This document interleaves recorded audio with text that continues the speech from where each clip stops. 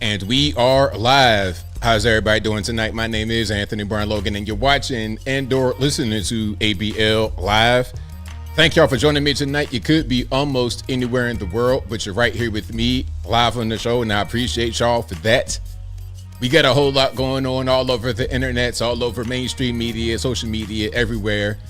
And I'm not sure where to start. First of all, the Maryland dad, the Maryland man, got caught back in 2022 for an alleged human trafficking. Okay, you have 8 adults in the vehicle.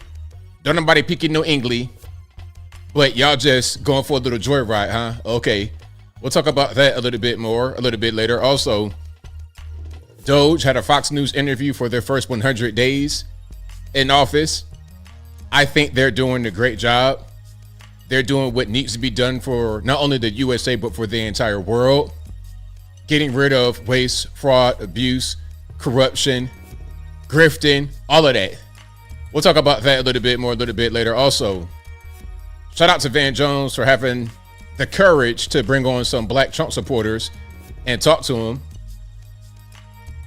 He was trying to do the typical media thing, trying to get them to get caught up in their statements, but it didn't fall for it. He's asking them, hey, how do you feel about Trump? Do you regret your decision? Of course, they didn't. We'll talk about that a little bit more a little bit later. Plus, there's still a whole bunch of protests, a whole lot of people who don't know what's really going on, a lot of confused LGBTQ, elemental P, X, Y, and Zs who have no idea what they identify as right now today. We'll talk about all those things and a whole lot more on tonight's episode of ABL Live. And thank y'all again for being here. You guys are always the best audience anywhere on these interwebs. If you like what you're hearing so far, if you enjoy the content in general, please give the video a thumbs up, like the video, share the video, do all that good stuff. That'll help me out tremendously. We got a whole lot going on. I got a lot of good clips for y'all, a lot of interesting clips. We got some street interviews. We got some of these protests. We got a little bit of everything. We got some political people, AOC talking. Listen, the more I see AOC talk, the more me think she wants to run for president. And that's probably going to be who does it on the Democratic side, between the AOC, Jasmine Crockett, for some reason, King Gavin, Lord Gavin up in his ivory tower. He might come down from the ivory tower and give it a good old college try. Why not? Why not? He's already Nancy Pelosi's nephew. He's already plugged in. He's already the emperor of California stand. So why not try to become the president of the USA? Why not? Now, on our side, I think we'll be a lot better equipped to run and succeed and have competent people in office. But they are already getting ready. They got their machine ready. The mainstream media ain't gone nowhere. They still got them and they stranglehold. So we'll see how that whole thing goes. I like how Trump defunded, what was that, NPR and PBS? People mad talking about, oh, they're a public utility. I mean, really? Like, when I was maybe a child, PBS was important. But I don't know. I think PBS was seen as important, but was it truly important? And if it was important back in the 80s, 90s, how important is PBS right now and NPR?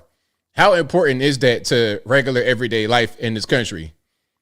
If it's supposed to be something that is publicly funded, then why is it so biased to the left? Shouldn't it be neutral? Shouldn't it be balanced? Just like AP, Associated Press, and Reuters used to be, they used to be fair and balanced. But now it's like whatever. You put whatever out there that's gonna just help the left. Nothing that's balanced. And I don't like that. Especially if they're getting government monies. How are you getting government monies, but at the same time you're propaganda? By any other definition, that'd be state-sponsored media, state propaganda. We talk about, oh, well, the Chinese, they got their propaganda. Russia has their propaganda, all this and that and the third. But how are we any different if we are sponsoring media and all they do is promote leftist talking points? It's the exact same thing as their state-run media. It might even be worse. It might even be a tad bit worse. Imagine AOC in office. I'd rather not, Casey. I'd much rather not imagine her in office, but you know, that could most certainly happen. But I'd rather not imagine that. And if it does happen, man, I don't know what to do. At that point, if people elect AOC I mean, good grief. Joe Biden was bad enough. That was bad enough. You elected a dead man, basically. Now you want to follow it up with AOC? We're not dealing with people that are very rational. They're not playing with a full deck over here. They are not playing with a full deck. And then go to AOC's district out there in New York. Is it the best looking place you've ever seen in your life? Not really. Not for real. So your district's kind of janky. You are a little bit janky. Your party is janky. They stunk it up in 2020. In the piece where Van Jones spoke to the black voters, you had people that voted for the very first time in 2020, and they voted for Joe Biden.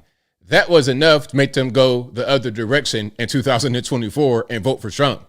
It's like, now, okay, I voted for him, and I see what he did, and I didn't like it. And if you voted for Biden, I would presume, because he wasn't a super young guy, he probably was in his 30s or 40s, probably 30s. If you voted for the very first time in 2020, you probably already been an adult for a while, and you were able to witness Trump. You say, okay, I don't like what he did. I don't like the way he sounds. The media told me he's racist or whatever. I'll believe it. So you go vote for the guy that got like 2 bars of battery left. I'm talking about your phone is saying, beep, beep, beep, please charge me right now. I'm about to finish. You on Instagram Live, and it says 10 seconds. That's pretty much what Joe Biden was. Okay, he pretty much on his way out. If you saw Trump and then voted for Joe, and then you went to Trump after you refused to vote for Trump in 2020, that means that Biden did something that was really bad. His presidency sucked, and you were able to compare and contrast. How was 2016 to 2020 to 2020 versus 2024? What's the difference? Which one was better or worse? It's a question you got to ask. But yeah, shout out to everybody who got some sense and voted the correct way in 2024. If you voted for Joe Biden in 2020, I can forgive you for that. You know, it's water under the bridge. Ain't no sense in being upset about it. It's already done and over with. But as long as you're able to move forward and use your brain properly, then we're good money. We are good to go. So yeah, shout out to you guys. I appreciate y'all. Tracer C4 says, I'll never vote for a woman to be president. And you know what? I hear that quite a lot from women and men. It's not a thing about being, what they call that, misogynist. It's not about that. It's about people understand who does best in certain roles. Okay? That's just what it is. All right? Men are better at certain things and women are better at certain things. When it comes to a babysitter of children, a kindergarten teacher, a nurse, somebody that's dealing with needle and thread, attention to detail like that, I think women are going to just completely dominate the men in that particular field. Okay, they're going to do very well in that field. You know, I don't think, like, if you got a male that's a kindergarten teacher, I'm gonna be like, all right, man, look, you could be a kindergarten teacher, but yo, I'm gonna need to get access to all your electronic devices and see what's really going on with you. You understand what I'm saying? I know there might be a stereotype, but it is what it is. Women are going to be the best teachers of children, period. And I'm going to stand on that. Men are better when it comes to high leadership roles with heavy responsibility. Typically, not all men, obviously. Joe Biden, I mean, this guy, like I said, he's on basically 1.5% battery. One more text, one more tweet, one more Instagram video that lasts for 15 seconds, the battery going to just completely shut off and the phone going to be done. And it's going to take you forever to recharge it because it's going to be completely depleted. That's pretty much what Joe Biden was. Although he's a male, clearly not very competent. Okay. Summer Sky, again, I never vote for a woman to be president. GS says, men only for president. Mickey Bow says, I'm never voting for a woman either. Well, hey, I don't got to say it. Look, I don't got to say it. The young ladies are speaking for themselves. All I'm doing is just reading the screen. So don't blame me. Don't nobody come in here and tell me I hate women. I'm just reading what the women are telling me. So what am I to do? But anyway, shout out to you guys. I appreciate y'all for joining. We got a whole lot going on, but y'all know how I do. Shout out to the sponsors, of course. You guys are the sponsors, the first sponsors for watching the video. And I appreciate y'all for what y'all do all the time whenever I go live or post a new video. But also shout out to patriotpost.us, your best source of news and information anywhere on these interwebs.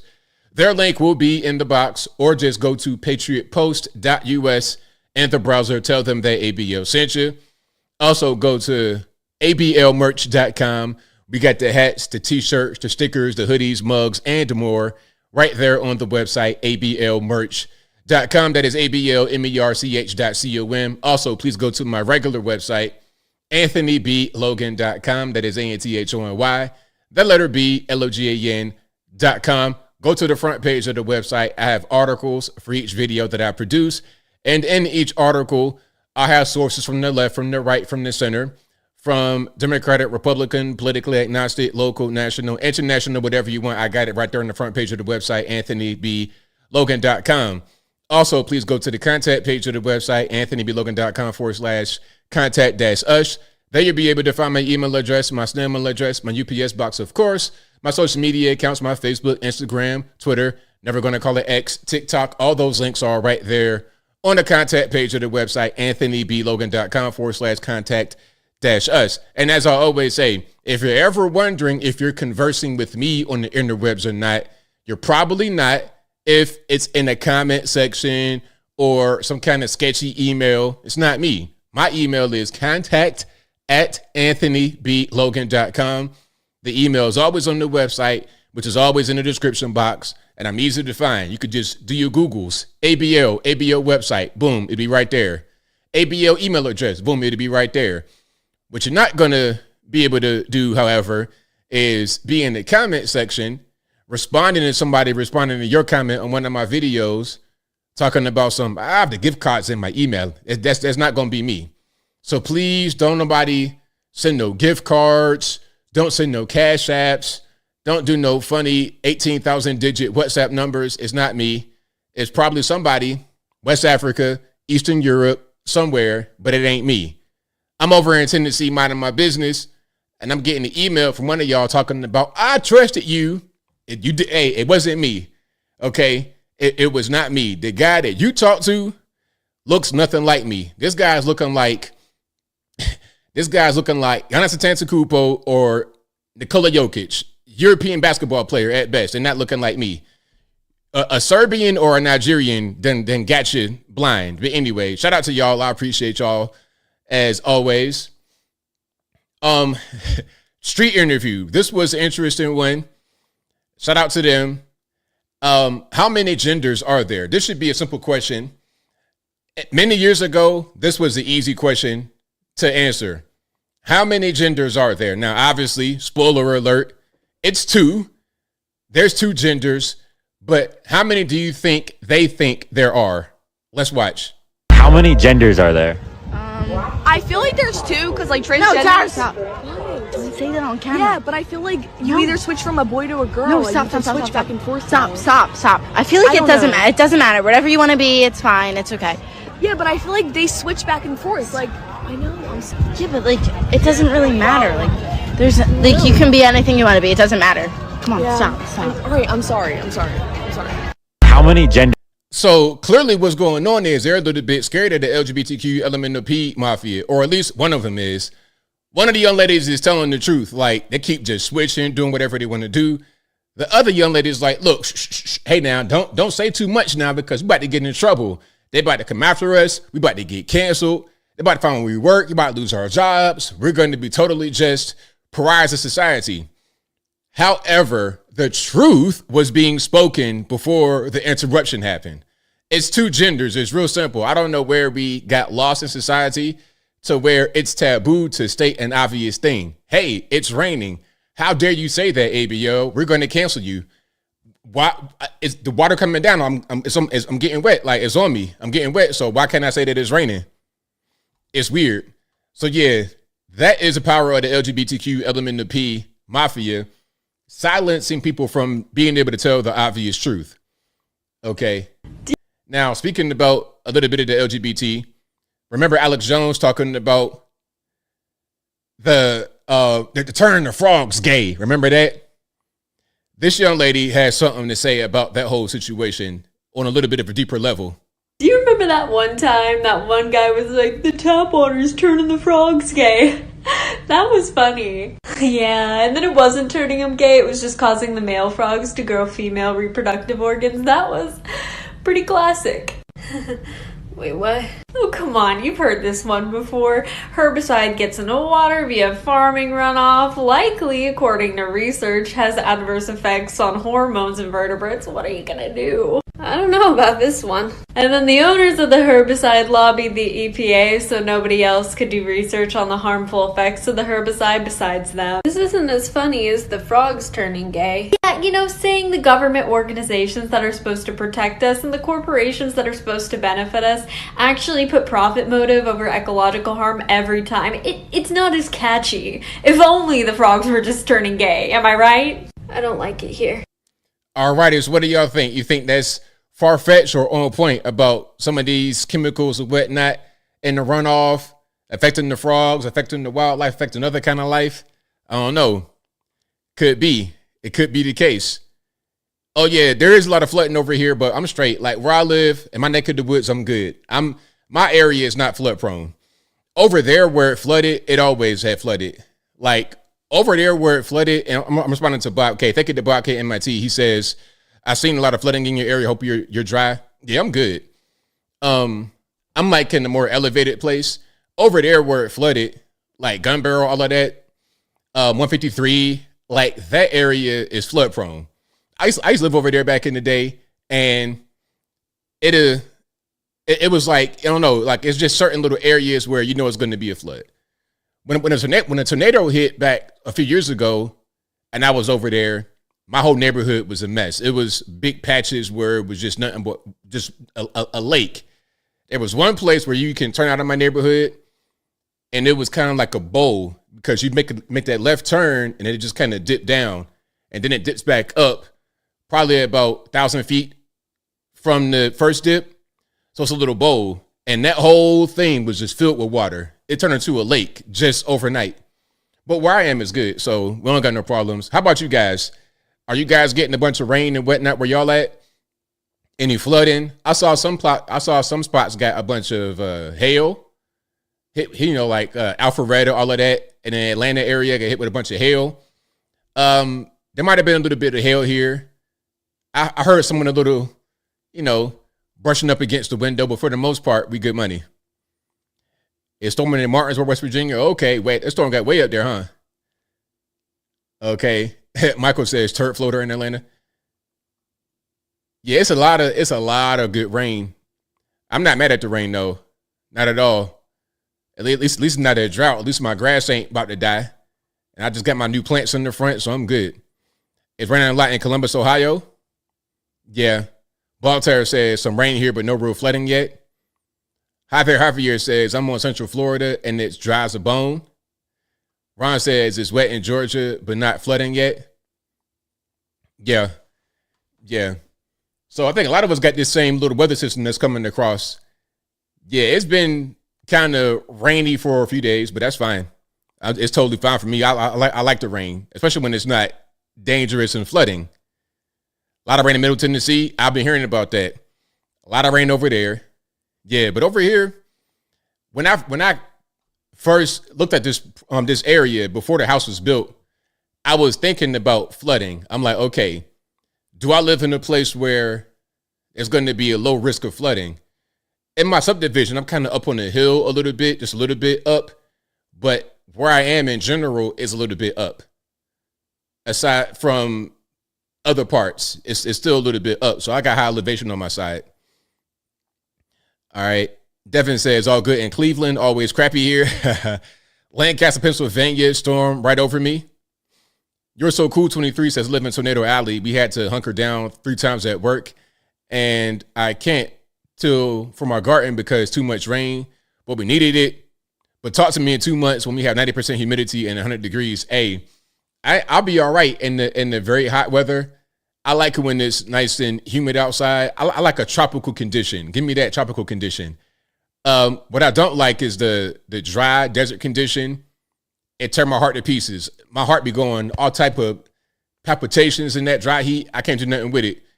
Or extreme cold, North Dakota and stuff like that. Hey, for you guys who live up there in the very cold places, God bless you, man. I can't do it.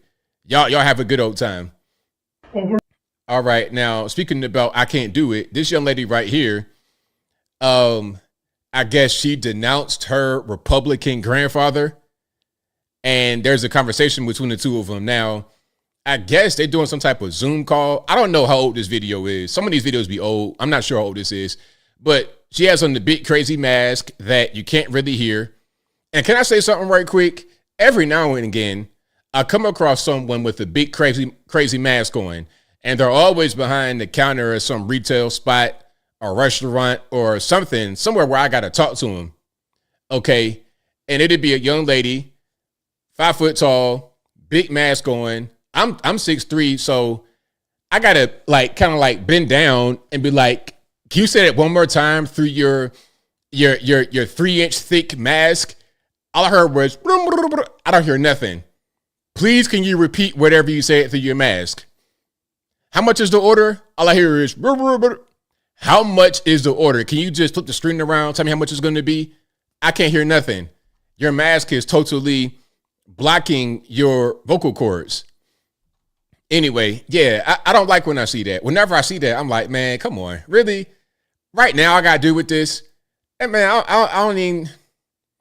It's to the point where if you wear a mask, you should learn ASL so I can learn that and communicate with you. That'd be easier than trying to hear you through your mask. All right, I'm playing.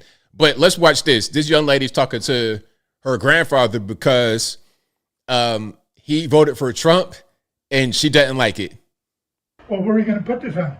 Just TikTok. TikTok. I don't want you to think that this is a debate in any type of way. I just want to ask you questions and I want you to answer them. Go. Okay, so name. So, okay, what it looks like is she has a computer in front of her, like a laptop, and then Pop is off to the side. So maybe she's reading from the laptop to ask him questions. Let me start from the top. Well, where are you going to put this on? Just TikTok. TikTok. I don't want you to think that this is a debate in any type of way. I just want to ask you questions and I want you to answer them. Go. Okay, so name. Can I just say my first name, Frank? Yeah, and age. 82. What party have you historically voted for in your life? Republican. Do you know what I would label myself politically? Okay, now on the screen it says, I'm a queer, disabled, anti-capitalist who supports the land back movement. So we got a whole lot of different things going on, a lot of different communities, a lot of different spaces she inhabits, as she would say. So let's keep on rocking. Well, I would tend to think that you're neither, because neither one is doing the right thing. Did you vote this year, 2024? And the caption says, before I went fully no contact a year ago, he told me he wouldn't vote anymore. So now I know. So now I don't trust anything he's saying. Yeah. Who did you vote for? Trump. So, now going back to that, because I had a feeling that was going to be the answer.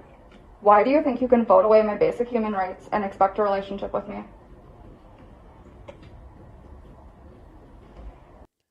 Miss Lady, what human rights have you voted away? I'm not going to play this entire thing. This is like a 10-minute video, I promise you. She's interrogating her grandfather. I would never interrogate any of my parents, grandparents, not even aunts. I ain't interrogating nobody. I'm not a police officer. Now, if I get to be a detective and I get you in that room and I know you didn't kill little Johnny, I'm going to get you a big Popeyes meal, okay, with a drink to wash that dry biscuit down, some honey, all of that. Some of them, what they got, the red beans and rice. I'm going to give you a nice meal. I be like, hey, man, you like that sandwich? Like them red beans and rice? Yeah, man, I got you a drink and everything. So, who killed little Johnny, man? Look, it ain't no big deal. You might get a little 5-year, little malicious wounding. You're not going to do no time. I'm lying. You won't do no time. That's the only time I'm going to actually be interrogating somebody is if I'm a cop. But just my parents, my grandparents. Well, I don't think the Democrats have the answers. I don't either. Okay.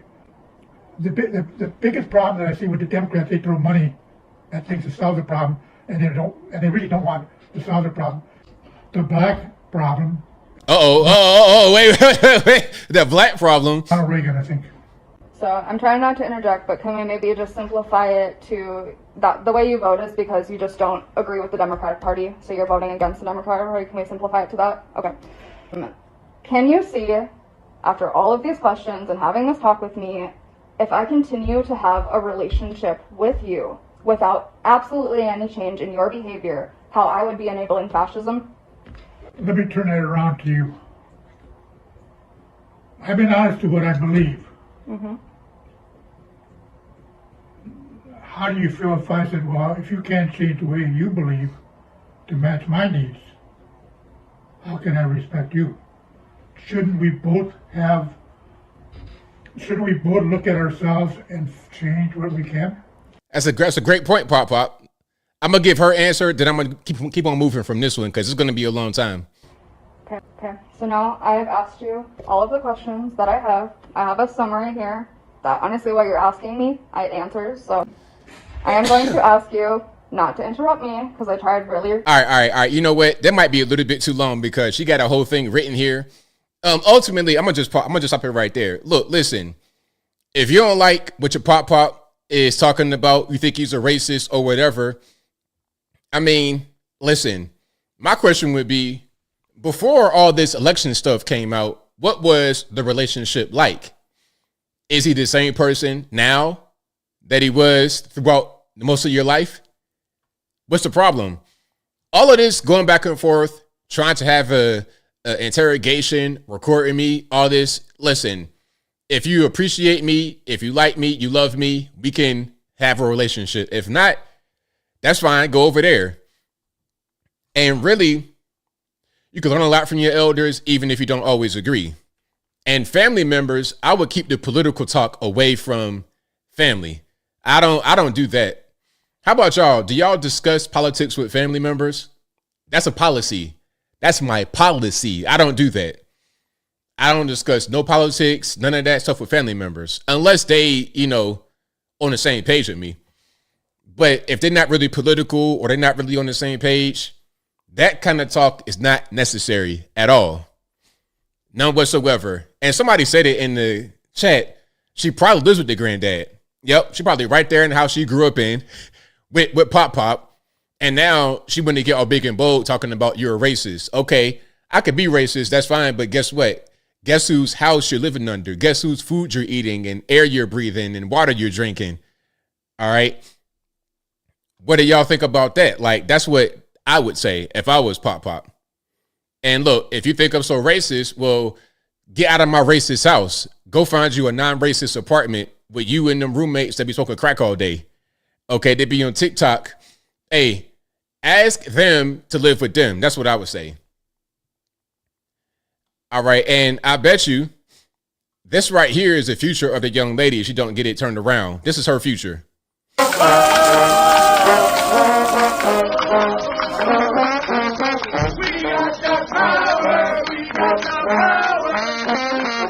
So we got all kind of signs. Hold on. Wake up, America. Protect the Constitution. Mayday, Mayday. Okay, we got a flag with the rainbow colors on it. All kind of stuff. This is her future right here. One of these protests. And she don't get it turned around.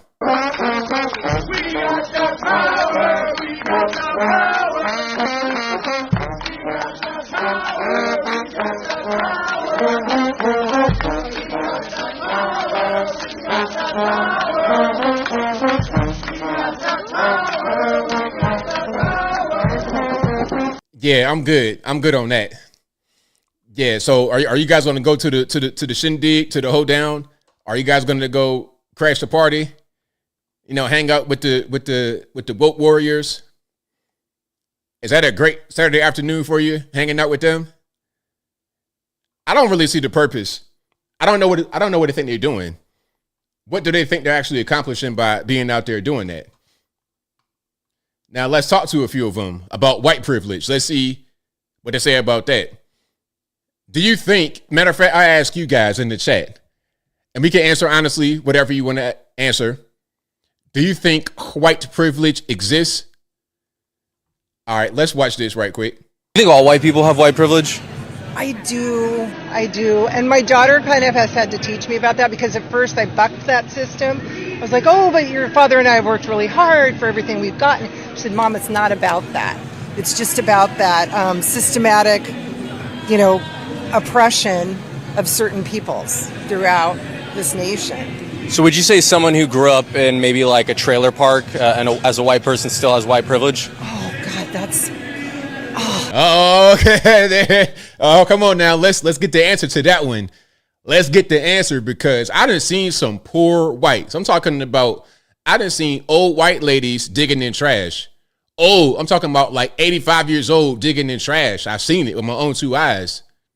So does that always ring true? Are all whites privileged? So hard. You know how they might is if they're walking into a store, and my daughter's Latino because she's adopted, and for her to walk into a store, especially when she was younger, it's very different than when a white person walks into a store. Like, let's pause on that though. Okay, you saying it's different for her. Let's just assume you're telling the truth. Maybe you are, maybe you're not. But where do you live? Do you live in a 100% white place? Okay, here you come as white mom, white dad, white family, a Latino. They're gonna look twice like, what's going on with this? Because they never see it. But if you're living in a multicultural place where everybody's always around and it's not really a big deal, you probably won't get the same reaction. Like she had some discrimination, and we saw that. At first I was like, oh, I don't know if that's really happening to you. What part of the country? This was in California and then in Bend, Oregon. Bend, Oregon, exactly. You talking about you might as well live in Valhalla. You might as well live in you might as well be like Lord of the Rings, Harry Potter, wherever he live at. Be over there with them. Okay, be with the hobbits or whatever they are, and come in with a giant and act like ain't nobody gonna say nothing. Bend, Oregon. What are the race demographics of Bend, Oregon?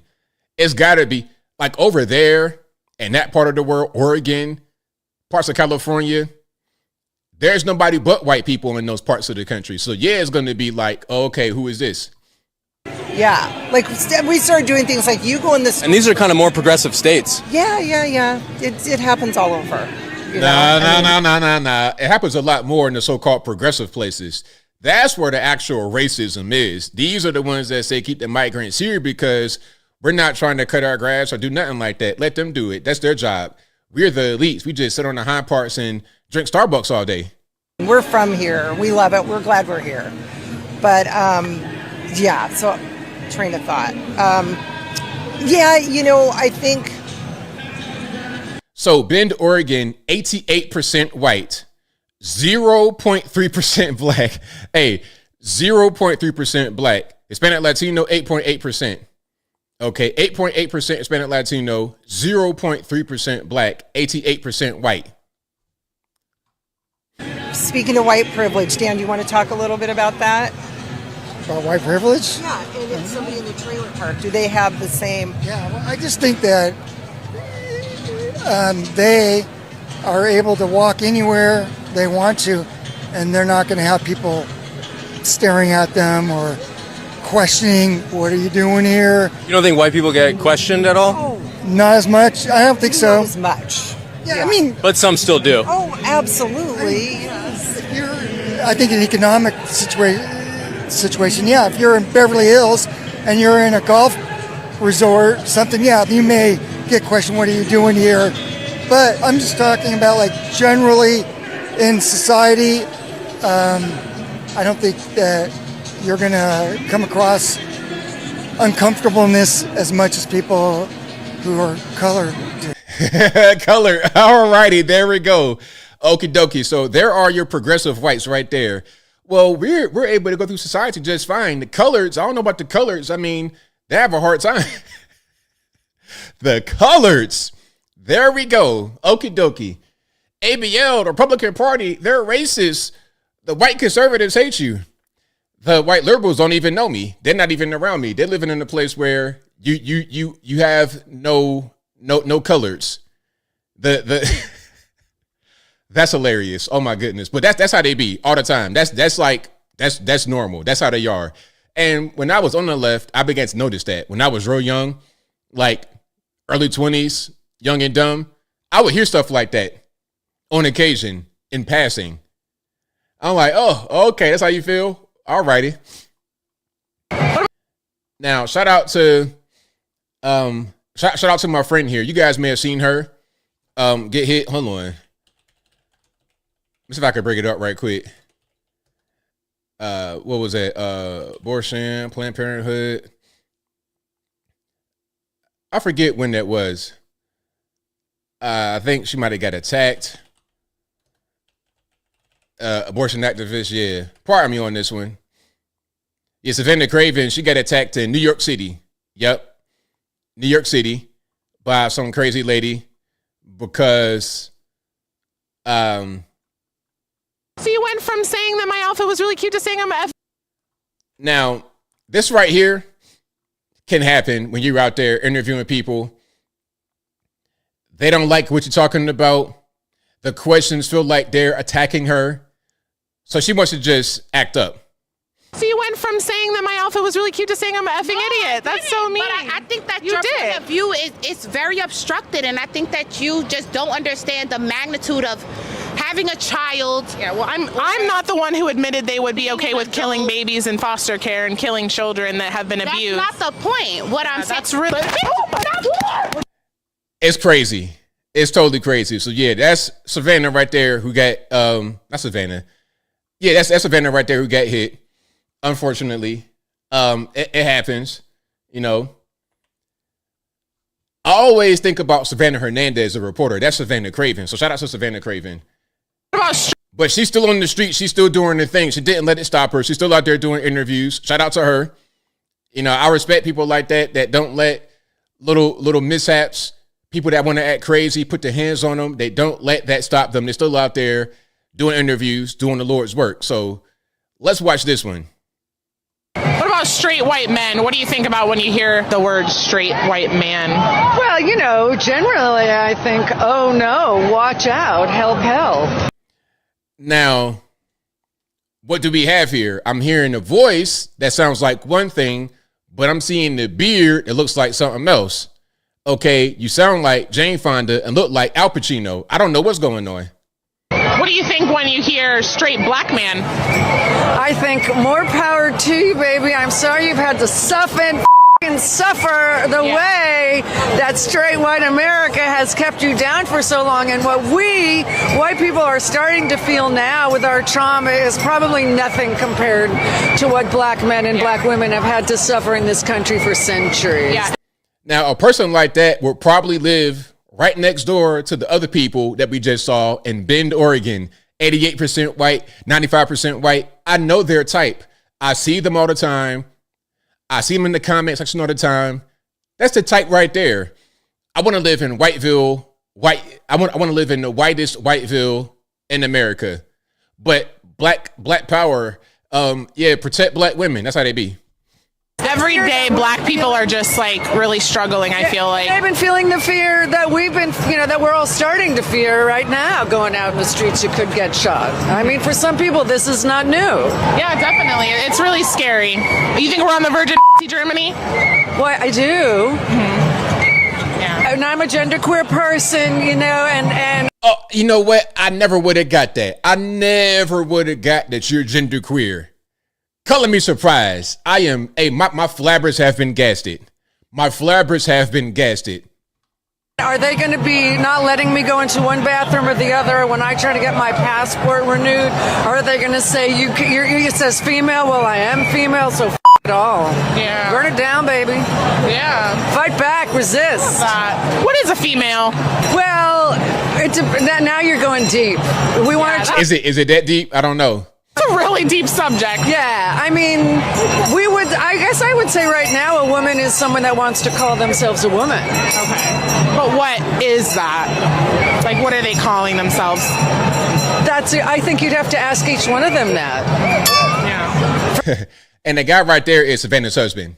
For me, I feel very happily situated in that particular category. And that's actually what I was born and how I raised, and I came up in radical feminism that sort of taught me that I could be whoever I wanted in this category. So it's radical feminism made you into that. You know what? If I ever saw an anti-feminism commercial in my life, there you are. To all the young girls out there, hey, you want to be a feminist? You want to get involved in feminism? Well, ask yourself, what will my future be? Who am I going to become in the future? You be looking like Al Pacino, but you're going to sound like Jane Fonda. You're going to sound like Vanna White. You're going to sound like Pamela Anderson, but you're going to look like you are about to be in the next Goodfellas movie right now. So I'm happy to be someone that's in it and expanding it, but whoever wants it can have it. All right, so there we go. Again, shout out to Savannah Craven, brave journalist out there doing the Lord's work. Let's go to Charlie. Okay, back staying in the Turner Point tree. Let's go to Charlie. My brother. Okay, and this is really common at this point. The Transformers. Now, this guy right here has a Transformer sister. Okay, who now identifies as his brother. Who's been transgender for 10 years. He has never once taken advantage of anybody. He has never once pushed that on anybody else other than asking us to just respect his expression. So it's a sister that became a brother, is that fair? My brother, yes. Yes, your sister, so yeah. Oh, don't owe me. If I'm Charlie, I'll be like, don't owe me. What you mean? I'm being biologically accurate. I am being accurate. Don't owe me at all. So I refuse to lie. No, again, I refuse to lie. You have a sister that is masquerading as a man. What makes your sister a man? I'm talking social here. We're talking merely social construct because, yes, he has a vagina, and he knows he has a vagina. Wait, you just say he has a vagina as a self-contradictory phase. Can't exist. Can't happen. Why can't somebody just be happy? Okay, that's fine. She is allowed to do whatever she wants. Okay, let's talk about the problem is all of a sudden I have to use different pronouns that are not rooted in reality. Number two. We have to teach it to our kids, which is insane. It's all throughout our curriculum. And then most importantly, though, is that we have to act as if we are living in a dimension where you can transition to be another sex when you obviously cannot. Where if you take enough hormones or if you put enough makeup or you wear the right costume, you can appropriate the other sex, which is insulting to men and it's insulting to women. And it is the most nonstop naked war on nature that the humanity has ever embarked upon. I could tell that you love your sibling. Let's just agree it's your sibling, right? Yeah, absolutely. I might come across as harsh and cruel and unreasonable. The reason I come across as blunt as I do is that I actually, believe it or not, have a heart for people that are suffering. I don't think you suffer by accommodating what they think that they have. Instead, you challenge them to be a better version of themselves. Mm-hmm. Whatever might be, making your sibling go towards gender dysphoria, we might not know the root cause. Okay. But however, we do know this, that over a period of time, if someone's identity is in their sin, you end up suffering long term. We don't say, hey, I committed adultery, I'm an adulterer. You go around like, oh, I'm an adulterer or I'm a compulsive gambler. You don't identify with your sin. The promise of Christianity is that we all fall short of the glory of God. And Jesus went on a rescue mission to save us from our sins so that we can live forever with him. Okay. All right, there we go. So shout out to Charlie. That was very well done, Charlie. Very, very well done. You closed, put the bow right on top of it. You did a very good job. Now, I think this might be the sister because I think she's wearing the same shirt that her brother had on. So this might be the sister. It's at the same place talking to Charlie. All right. Now, this might not be the sister, but I'm going to just add 2 and 2 to get 4. Let's watch. I just want to say I'm a transgender male. What age should kids be able to get things like hormone therapy? Because I don't know what's true, what's not. Tell me, are you comfortable telling me your story? I've known that since like 3rd grade, and I'm currently 19, almost 20. I've known basically since then. I didn't start going by like a different name until 7th and 8th grade. Let's pause. How do you even know about transgenderism or anything like that in the 3rd grade? 3rd grade, now look, y'all give me the math lesson if I'm inaccurate, but aren't you 8 years old in the 3rd grade? 8 years old, you know that you're transgender. How do you even know what that is? When I was in the 3rd grade, that wasn't even that type of thought process. I don't see how it would enter my mind at all. I'm focused on is just going to school, getting good grades, and enjoying myself as a kid. I'm just being a kid and trying to get good grades. That's it. I just don't know, like with the whole medical stuff, like what's true, what's not, what's helpful, because I've heard so many different opinions. First of all, thank you so much for that. Yeah, of course. So I'm going to have an opinion that very few people will ever tell you, which is I want you to be very cautious putting drugs into your system in the pursuit of changing your body. I instead encourage you to work on what's going on in your brain first. I think what you need first and foremost is just a diagnosis. Just someone that is going to listen to what you've gone through, listen to what else is going on. My prayer for you, and again, very few people will say this, I actually want to see you be comfortable in how you were born. Yeah. I know that you might not feel that way, but I think that is something that you can achieve. I think that with the right team and the right people, you don't have to wage war on your body. You can learn to love your body. There we go. That was very good. Very, very good, Charlie. I'm proud, man. That was very good. And that's the main thing. To have her understand that it's okay. It's okay to be a girl. It's okay to be a woman. She might feel a little confused, a little rough around the edges, but you're still, at the end of the day, a woman. You should embrace it. You should embrace it. You don't got to be perfect. You don't got to be amazing, but just embrace who you are and become the best version of you. So that was a very good comment. That was a very good word of encouragement from Charlie Kirk. All right. Well said. Right on. Right on. Exactly. Just a tomboy. That's right, AMG. A tomboy. Bring back the tomboys. You know, there was a time where you just had tomboys, girls who might look a little bit manly, a little bit masculine, but they weren't men. They were just a little bit more masculine than a regular girl. And a lot of times the tomboys will grow out of it. Maybe they're a tomboy when like middle school, high school, something like this. And then they get older and then they grow into who they are more, fall in love with a boy, they get married. All of a sudden, they're a regular woman. And all that tomboy stuff, it might still be there, but they're able to really embrace who they are and they're feminine without having the I'm a dude bro type of energy right up front.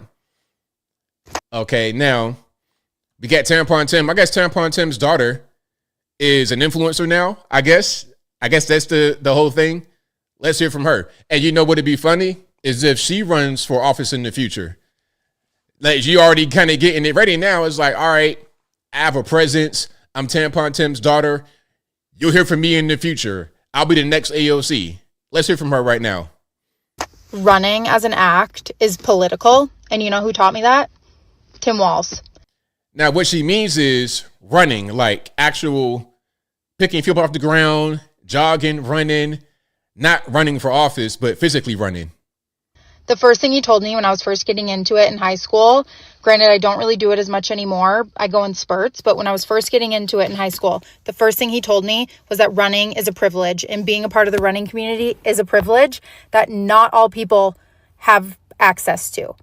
Whether you do it recreationally or you race a lot or you are, at the elite level, it is a privilege. Whether it be you just having the time to run, access to funds to buy the gear, access to, healthy quality foods that fuel you as you're training and as you're running, access to, a safe, stable situation that allows you to be in a good mental state to be able to run. All of those things are hard to come by. And if you have them and are a part of the running community, that is a privilege. And that, again, was the first thing he taught me. So I don't really understand how platforming and administration that cuts mental health services, cuts, funding and literal shipments to food banks, is entirely hurting the climate, because you can get into running in the climate. That's a whole nother thing. But it's cutting, funds to climate initiatives and actively hurting the planet in that way. Sending people away without due process, villainizing minorities. All of those things are preventing people from getting into the running community, which is what I thought Kate's platform was for. But it's also just damaging to society as a whole. We should not be normalizing these people. I'm not going to tell anyone what to do with their page, but I think it's insulting to my dad to leave a certain video pinned, especially when he stands for quite literally the opposite of what this administration is doing. You don't get to both. All right, that's enough. I've had enough. All right, look, Tampon Tim, daughter. I don't know what your name is. It really don't matter. Tampon Tim is your name. Tampon Tim, daughter. TPTD, Tampon Tim, daughter. That's your name. So how do we go from running is a privilege to running is somehow linked to climate change? If running is a privilege, then how about those Eritreans when all those the marathons and whatnot. Them East Africans, do they have privilege coming from their country, practicing on dirt strips of land just out in the country? They have privilege. Jamaicans, they privilege. When you say privilege, people, who do you talk about specifically? Who do you mean specifically? Do you mean a certain race of people? Is that what we're going to say? I don't really understand. And it doesn't take all that to run. I mean, if you could feed yourself and not die and you got a pair of shoes, you good. Listen, I'm not far from Atlanta. I know a young lady in a black run club. It's, 500 black people running, and it's okay. It's not really a problem.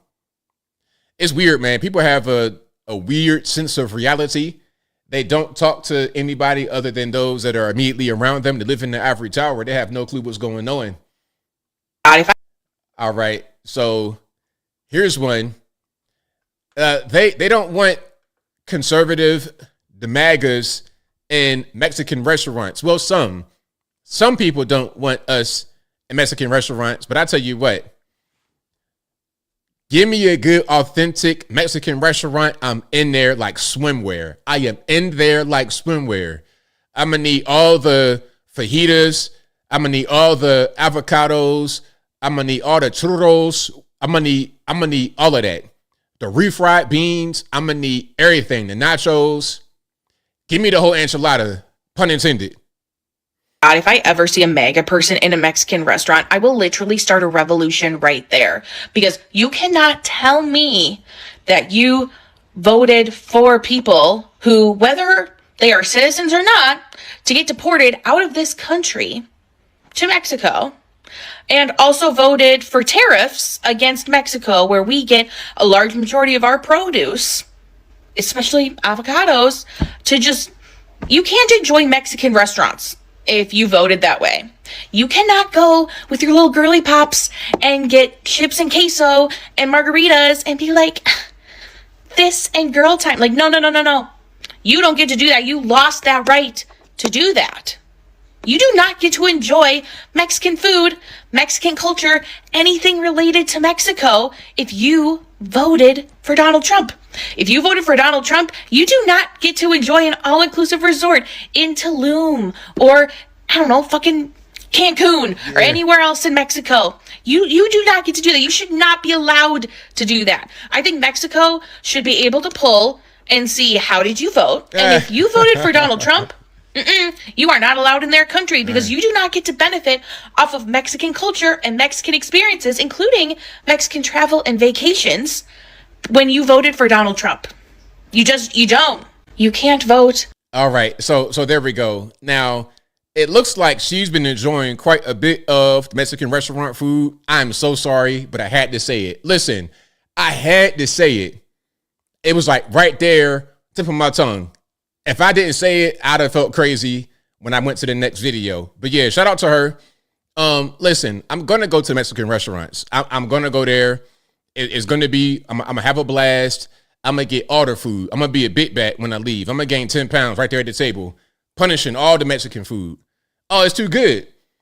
Now, I don't do no queso. You keep the queso. You can keep that.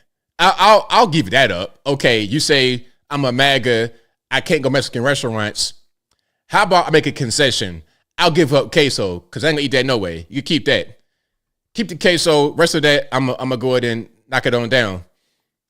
Okay. Now, speaking about restaurants, Starbucks has a dress code. Now, I'm not a Starbucks guy. I do not go to Starbucks at all, ever. I've been there before, but it's been years since I've been there. I don't know when last time I've been there. Probably 3-4 years ago. I don't even remember. But I did not know that they did not have a dress code already. I thought they just wore the same thing. Maybe I didn't pay any attention, but I thought that they would just wear the same uniform everywhere you go. I guess not. Let's watch. Starbucks announced a dress code policy a couple of weeks ago. Employees will now be required to wear a solid black shirt and khaki, black, or blue jean bottoms. So you can wear basically any trousers you want, but you got to wear a black shirt. And it can be almost any kind of black shirt you want. Don't forget, when you're working at Starbucks, you wear a green apron, so most of your shirt is covered up anyway. In part, they say that they're updating the dress code so that they can deliver a more consistent coffeehouse experience, bring simpler guidance to partners, and allow those green aprons to pop a little bit more. Okay, that was too much for a handful of frivolous and decadent Starbucks employees. No way. They're protesting the dress code at work. you didn't get a uniform. Look, y'all know me, Old Country Buffet. I wore the same uniform for the whole time. Black pants, your non-slip shoes, because you back at the house. You got water everywhere. You ain't trying to fall. So your black non-slips. Your black, I had Dickies pants because they were good for the water. And your shirt, your Old Country Buffet shirt, it's a polo shirt with the little design on it. That was it. It's a uniform. You going to work. And once I'm done with work, throw that in the dirty clothes or wash it, take a shower, put on my regular clothes, and go about my day. Something that Starbucks loves to do is allow partners to be themselves or whatever that PR that they want to push. I don't understand how that's in good faith of letting us express ourselves. This is not a legal action. This is not a legal action. Unilaterally deciding what the dress Starbucks code can't will have be, a dress code. and then creating this so-called feedback session where the dress code's already created and we're just... It's not legal. It's not legal for a coffee house to have a uniform. And still accept it. Is it now? I am one of the few very pro-Starbucks conservatives. And that's not true. Many conservatives are pro-Starbucks. I'm one of the few who will admit it. This policy is good. You want uniformity. These malcontent employees are proving the point for the policy because I don't want to look at a bunch of weird stuff when I go into Starbucks. Right. I don't. Now, here's my question. Is this what they wear at Starbucks? Is it like, okay, so I'm going to ask you guys. I'm asking you guys who are Starbucks connoisseurs. I know you're in the chat. If that's you, I'm not trying to shame you. I'm just saying, when you go to Starbucks or any coffee spot, do they just wear whatever they want to wear, or are they wearing uniforms? Are they dressed like this, wearing blue jeans and scarves on their head and like what's this? What's like a jacket, a hoodie? Can they wear whatever they want to wear, or must they wear uniforms? Y'all let me know. Okay, y'all let me know. I mean, that's crazy. And the thing about it is you're at work. You're not like at your house or anything. You're at work. You got to wear a uniform. What's the big deal? All those furries, hey, you know what? I don't know what's going on. I think at this point, these are just regular normies. These are slightly irregular people. Not all the way irregular. You know, I'm not seeing some of the more crazy things that I've seen people look like. These are slightly irregulars. This is like an irregular factory. Once you graduate from here, you become a full-fledged irregular with a passport and citizenship into Starbucks land. That's what you get when you graduate from Starbucks. So, but is that how they dress? Just wearing whatever they want to wear? You always call it $10. Exactly. Okay. Naomi says, I thought they always wore black pants, shirts, and shoes. That's what I thought, Naomi. I had no idea that it wasn't like that everywhere. Maybe it's a regional thing. Maybe some people that run Starbucks in their area don't enforce a dress code. It just let them do whatever. Drive-through only, too many weirdos in there. Yeah. And that drive-through be packed. I'm talking about packed like it's Christmas morning and used to open for Christmas shopping. That kind of packed. Do-rags. Hold on. Eric Brown says, yes, they do. I saw an employee with a bunch of piercings on. Yeah, I see the piercings. I see stuff like that. Yeah. But you know what? That whole press conference they had about the dress code, you got to put your degree to use some kind of way. A lot of them got these crazy degrees that they paid $100,000 for, and they're in crazy debt, but they didn't go for a concentrated skill. So now they're a Starbucks barista with a crazy amount of debt on their back. If you're going to be a barista, that's totally fine. But why would you go to school for 4 or 5 years and rack up 100 grand, 120 grand in debt to go do that? That's not a very smart move to make. If you're going to spend that much money, it needs to be a good return on investment. You could be a Starbucks barista straight out of high school. You could be a barista in high school. Do that as like a beginner job and then move on from there. Anyway, let's keep on rocking and rolling. What do you... Okay, this is about DEI over in UK. I've not watched this, but I want to see what they say, how they define it. What do you make of what Trump has said about diversity, equity and inclusion policies? He's basically suggested that they should be scrapped. They should be scrapped. Yeah, diversity, equity and inclusion are three wonderful sounding words that are in fact a scheme to do the exact opposite. It's to divide and it's to create inequality. It's to revive racism, but this time against white people. It's all based on this idea that there's an oppressor and oppressed. It's what I call neo-communism, because the communism before 1989 failed. It was centered around class and economic inequality. But this DEI scheme is based on race and identity politics. And these things are terrible, and we've seen the outcome of that. So for the Trump administration to go out and say, let's get rid of this, I'm very much in favor of that. What do you make of... Right on. So shout out to her. Is that Ayan Harsi Ali? Y'all let me know if that's her. But I think that's her right there. So very well said. Very well said. Couldn't say it better myself. Absolutely. She's right on point. Okay. So if that's her, y'all let me know in the comments. If that's not her, y'all let me know who it is. Okay. Y'all let me know who it is. Thank you, Beth. I tried to do my best for the clip collection. Thank you. Appreciate you. Okay. Now we got something here.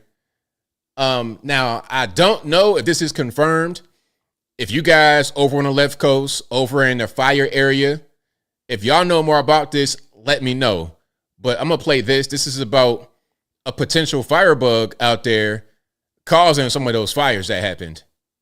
There is something very large at play in the Palisades fire. There was a couple from Portland, Oregon, and they drove into the Palisades fire scene in a decommissioned fire truck. They had emblazoned this fire truck with the name Rolling River Fire Department. Were they there like from minute one?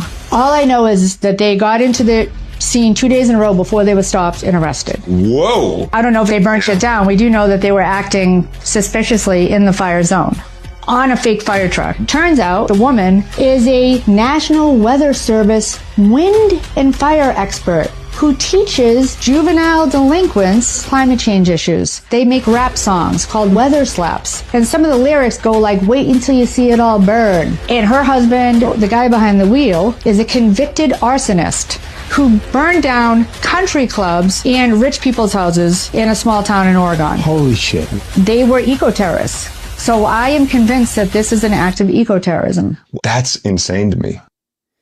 So what do y'all think? Y'all think there's some eco-terrorism going on, or you think that this might just be a conspiracy theory? I mean, look, firebugs, that's a real thing, and it's people that have knowledge of fire. I remember some years ago in Virginia, there was a firebug who was going around. He set quite a few buildings on fire, and he wound up being a firefighter, like an active duty firefighter. Might have been in Norfolk somewhere. He was a firefighter, and they caught him. And guys like that, sometimes it'll be a firefighter because they're firebugs already. They want to understand fire and how to kind of deal with it. And they got equipment sometimes. They understand how to start fire, how to put it out when they don't want it to burn. So they have knowledge of it, and they go out there and they commit arson. So that could be what that was. It's natural causes, part of it, but also people that accelerate it. You have eco-terrorists that do things like that. Yeah. 50. Okay, now here's a good factoid. Now, if there's any inaccuracies, y'all please fact check me. This might be a segment. Fact check ABL, because some of these things people are going to say, oh, I don't believe that. But I think this has been an issue for a while with these mass shooters. When you look at their tax report, if they do one, you're going to find a commonality that's pretty concerning. And if that commonality is addressed, maybe you're going to have fewer of these shootings. Let's watch. 52 years of documented school shootings in America, conducted by teenagers. Do you know 100% of them were on either an antidepressant or on a barbiturate drug for anxiety? And every one of these antidepressants, including Prozac, Zoloft, Xanax, you name them, all these anti-anxiety drugs and antidepressants, do you know every single one of them are published to increase the risk of suicide behavior and actions, and I quote, lead to violent and homicidal actions. 100% of all school shooters, for the documented 52 years of history, we've been tracking them and studying them, 100% of all the shooters were on drugs that are published and prescribed by your medical doctor, brought to you by CVS and Walgreens and others. 52 years. What do y'all think? Think he's on something? Think he's just, is nothing? I think a lot of us have been saying that for years now. The drugs, the mental illness, that's the problem. It causes somebody to dive over the edge, and then they go out there and do something crazy. And this is Big Pharma doing it to you. So they got you losing your mind from these antidepressants and mood altering and stuff like this. You're losing your mind from that. Then you put little kids on puberty blockers, hormone blockers, mess their mind up. Then you want to have these the pain dampening medication, your fentanyl. That's a Big Pharma creation as well. That's Big Pharma all day. And how many thousands of people die every year from fentanyl and synthetic opioid overdoses? What is it? 100,000 in 1 year died from that? 100,000 dead, and then that's not counting those that are just hooked on it, dope fiends, zombies, probably millions. All right, so here's Fauci.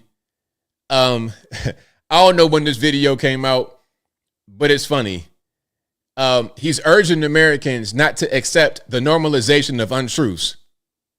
Do not accept and shrug your shoulders at the normalization of untruths, because we're living in an era now, there's so much distortion of reality, outright fabrication, lying, conspiracy theories, that it's so prevalent that people sort of shrug their shoulders and say, well, nothing to do about it, it's the new normal. No, do not accept that as the new normal, because whenever you have the acceptance of untruths and distortions, ultimately, it's going to erode at the foundation of the social order and our democracy. And I think history has shown that. If anybody just looks back as recently as the 1930s and early 40s in Europe when that happened, be careful. Don't accept the normalization of untruths. Okay, you know what, Anthony Fauci? I think you're right. We should not accept the normalization of untruths. We shouldn't do that in this country. The untruth that was wear a mask, you won't get the virus. Wear a mask, it'll protect you. And then the other truth which said, oh, the mask ain't going to protect you because it might block a droplet or two, but it won't really protect you. Then the other truth was take the vaccination. You won't get the virus. You're going to protect your grandmama. You'll be able to go to work, live happily ever after. That was the truth as well. But then the different truth was if you get the vaccination, it's not really going to help you. It might maybe reduce your hospitalization. Maybe it's going to help, but maybe it's not.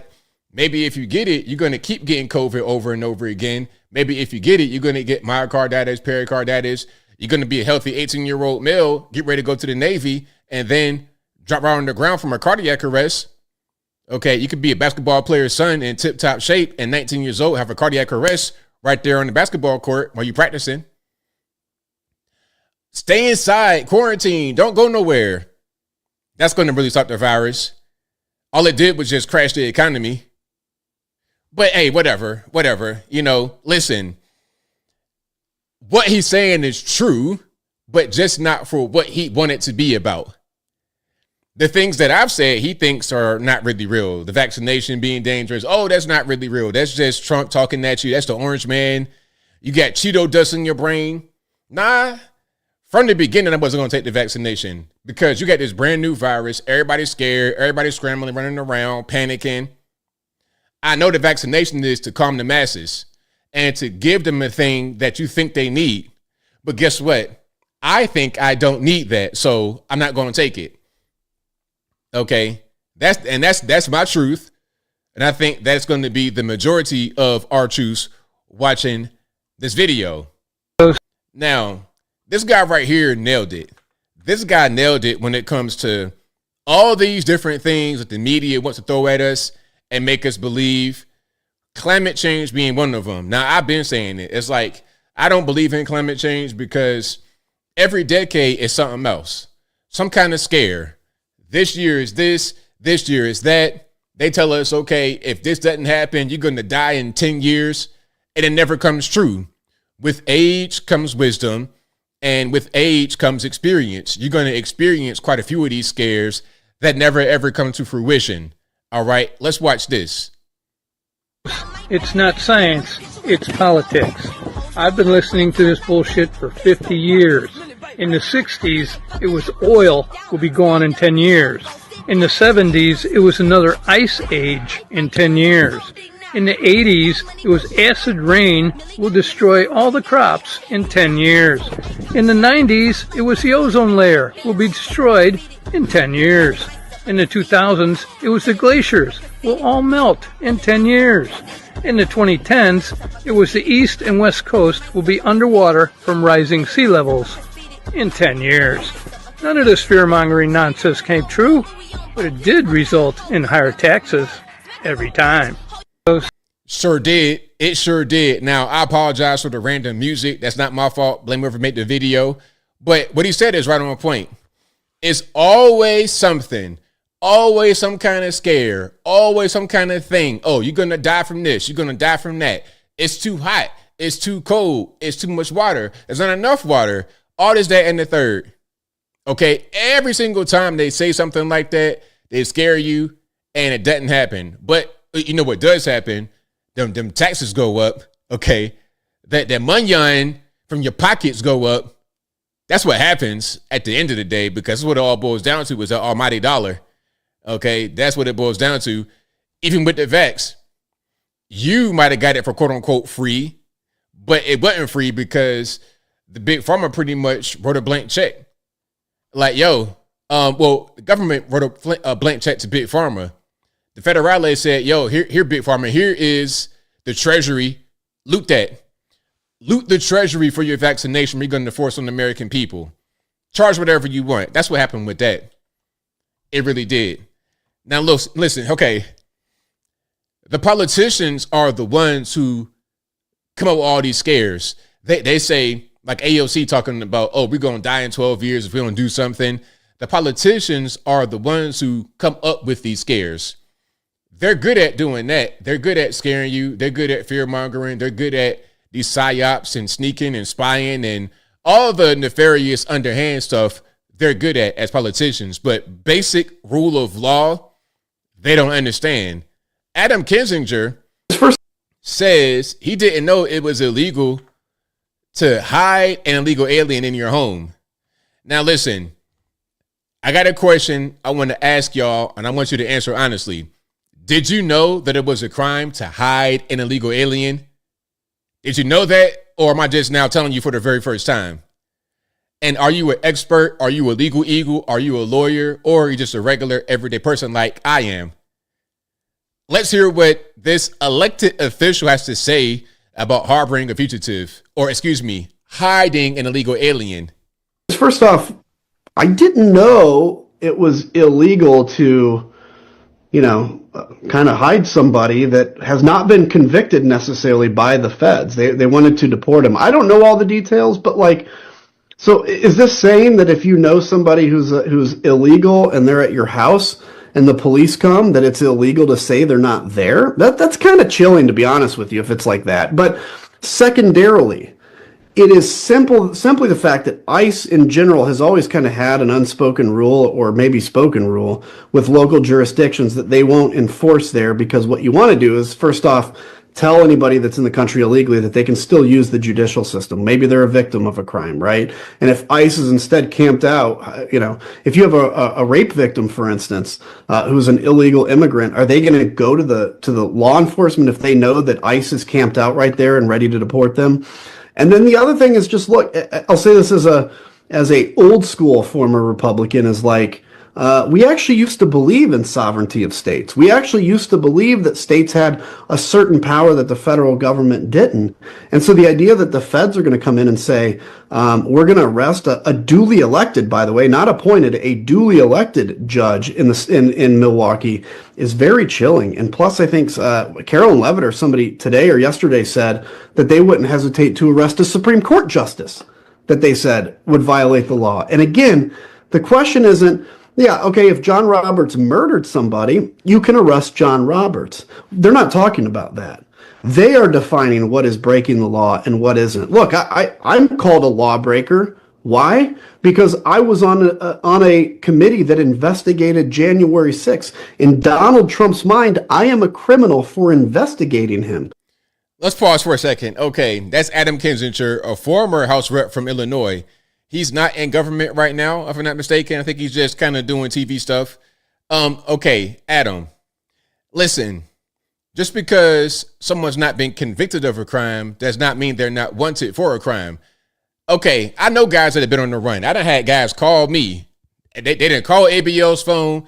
They hit me on the phone talking about, hey, yo, yeah, I'm trying to, stay low. Can I come stay with you? Now, first of all, they're recording that phone call. The people recording that phone call. So if I say yes, now I'm complicit in this crime. I'm doing the crime with him. I'm knowingly harboring a fugitive. That's illegal. I cannot do that. I knew that when I was a young guy. Like I'm talking about when I was in grade school, K through 12, I knew that. That's not anything new. Everybody know that, especially in the hood area, because people always try to do that. They try to hide out somewhere. They try to go to their aunt house, their grandma house out of state. And everybody know if this person comes to your house and they on the run, you see them on the news and you got them in your house and you don't say nothing, you could get locked up for that.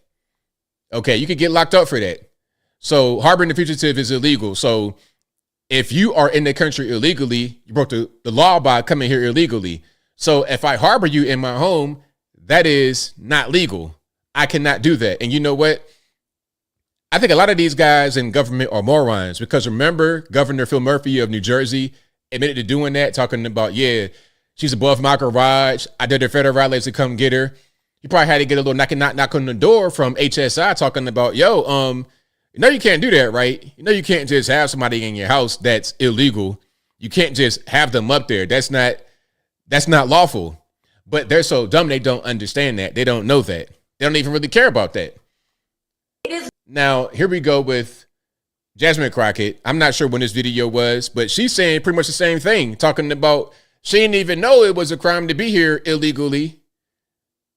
It's like, you don't know it's a crime to be here illegally. Say that in your mind. Matter of fact, say that in the mirror. Look yourself in the face and say that in the mirror and tell me if it makes sense. I did not know you cannot be here illegally. Let's watch. It is not a criminal violation to enter the country illegally. It's not a criminal. It's a crime. It's not a crime, which is why they're so frustrated because they really want our local law enforcement to go out and round up people when they could be looking out for the murderers and the sexual abusers as well as the robbers. They want them to go and round people up on civil accusations. It is not. Okay, so when you say the murderers and the human traffickers, like what you mean, Kilmar Abrego Garcia, a guy who got caught human trafficking in the road in Tennessee with 8 people in the vehicle, ain't nobody peeking no English, ain't nobody got no luggage or nothing, and he has cash in his pocket, and he was probably going to get more when he got to destination to Maryland. What are we talking about here? Human trafficking, ain't that illegal? Being here illegally, illegal. Human trafficking, illegal. You beating your wife, illegal. I don't understand. And of course, they want to frame it like, oh, they're just trying to go after the lady that's, making your hotel bed, all this, that, and the third. The truth is, we said from the beginning, we're going after the criminal aliens. That's going to be the focus of deportation orders. That'd be the focus of any kind of raid is criminal aliens. Like the gangbanger from MS-13, Kilmar Abrego Garcia. They're trying to make this guy be some type of beautiful person. Maryland man, oh, he's a dad, all this and that. They're trying to make him be a beautiful man because they don't have a beautiful man to assign to their whole thing. All they got is criminals and gang members. That's it. Now, here's some good news, okay? So Tony Holden, a Memphis, Tennessee contractor and the father of 6 kids, was released from a Kuwaiti prison after 2.5 years over some bogus drug charges. You know, it was fake. It was BS. And our president got him out. All right, let's watch. All right, Mr. President, President Trump, I want to thank you for what you've done for me and my family. I just mentioned to Adam that I wanted you to know, everyone on your team, everyone that have supported this effort, that you know that we greatly appreciate it. Okay, I wanted you to be able to meditate on how you affected personally lives and the difference that you've made. I'm a 6-year-old grandfather and father, so I can't put words in how excited. We give all grace and honor to God, but He used instruments, and there have been a lot of people behind the scenes who have done a great work. So I wanted you to be able to hear that directly from me. And again, God bless you and your family. All right, Mr. President. There we go. So my man, again, his name, Tony Holden. He was in the Kuwaiti prison for 2.5 years on bogus drug charges, and he was able to get free by Trump administration. So shout out to him.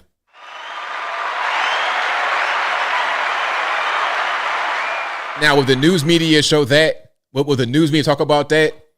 Or just say, Trump's racist, orange man bad, all this and that and the third. Will they post what they should post? And you know what? This was a great clip from CNN. This is a great clip that kind of goes into what I was just talking about. Will the media post that? Will the media be fair? We know they're not fair, but I'm asking the question. Now, recently there were some influencers or alternative media journalists at the White House. Old school media like CNN does not like new school media like me, Brennan Tatum, Candace Owens, anybody that's in the alternative media space, they don't like. But the alternative media is here. There's nothing you can do. This little confrontation, slight confrontation, kind of exemplifies mainstream media versus old school media. Let's watch. You don't deserve to be here because you're not a real journalist. What's your response to them? Well, I'm pretty sure the group of people in there spent, 4 years covering for someone who was essentially dead, and that's being charitable in my description of him, a president by the name of Joe Biden. So to all those people who are apoplectic over having new media voices, you guys failed, and that's why we're here. And Donnie joins me. Now, what else stood out to you? You don't deserve... Boom.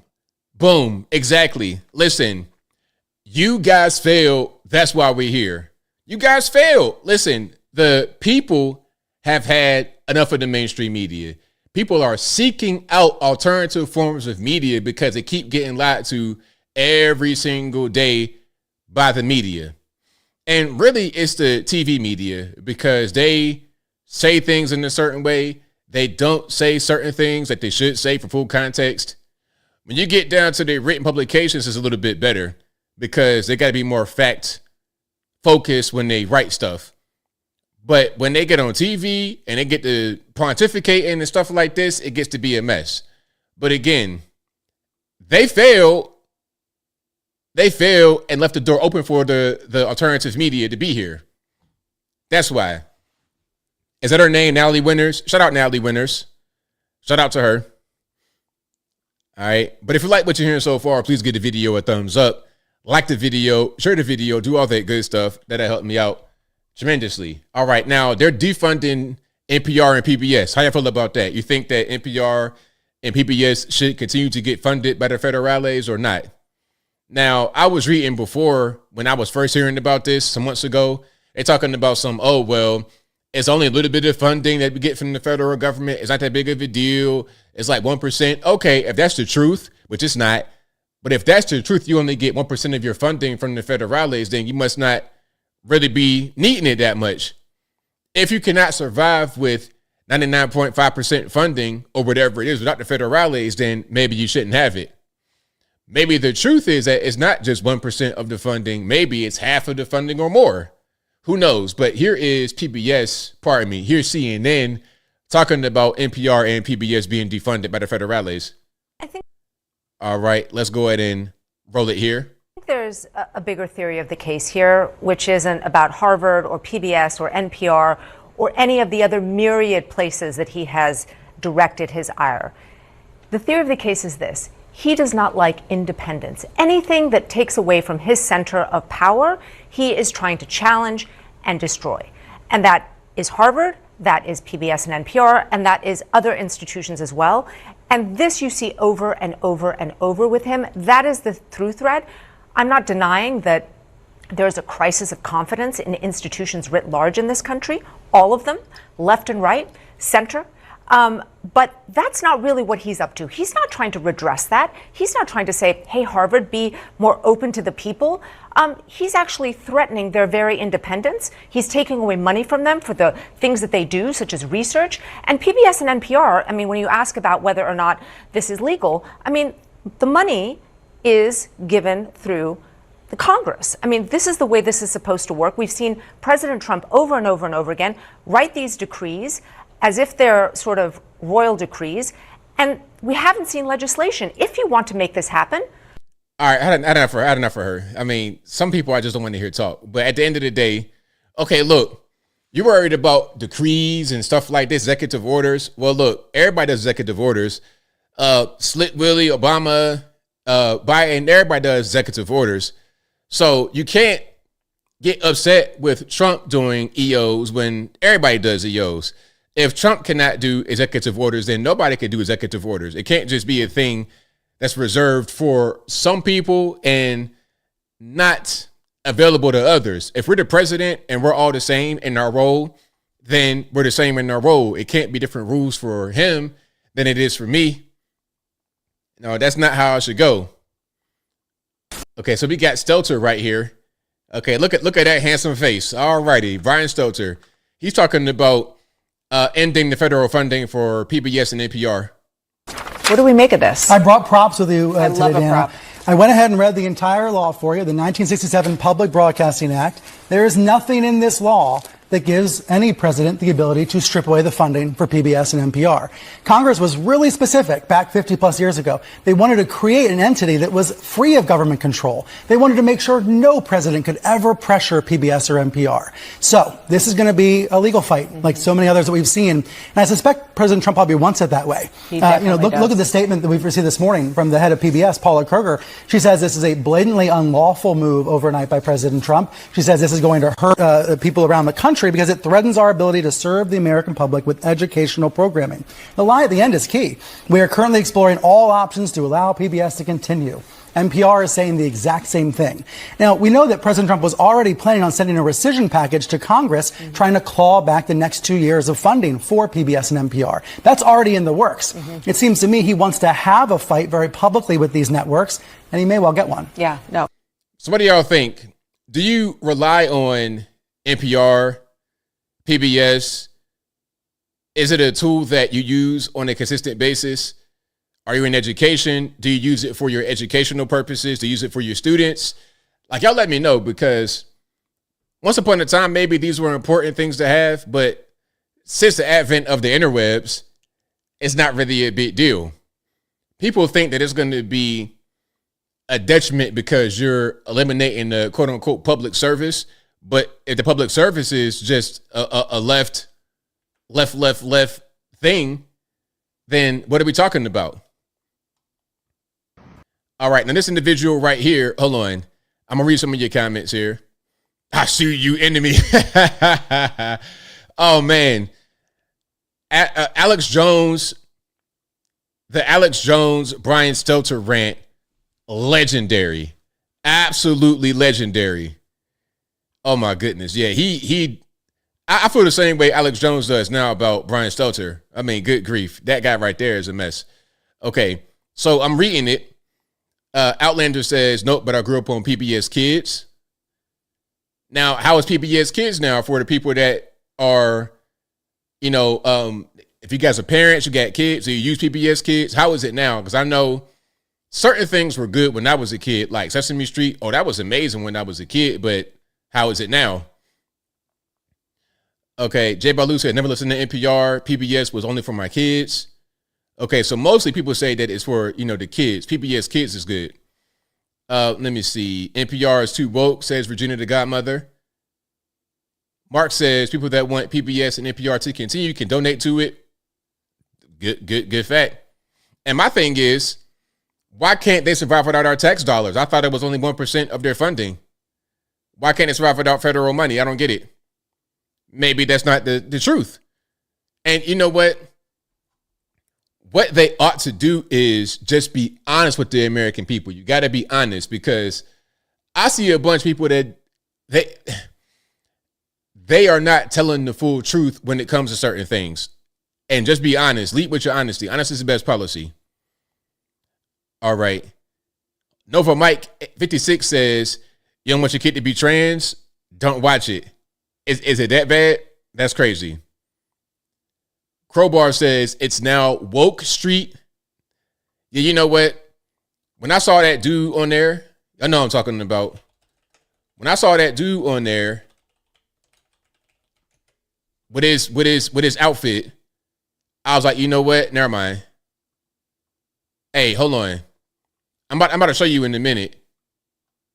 When I saw this in front of Sesame Street, hold on. All right.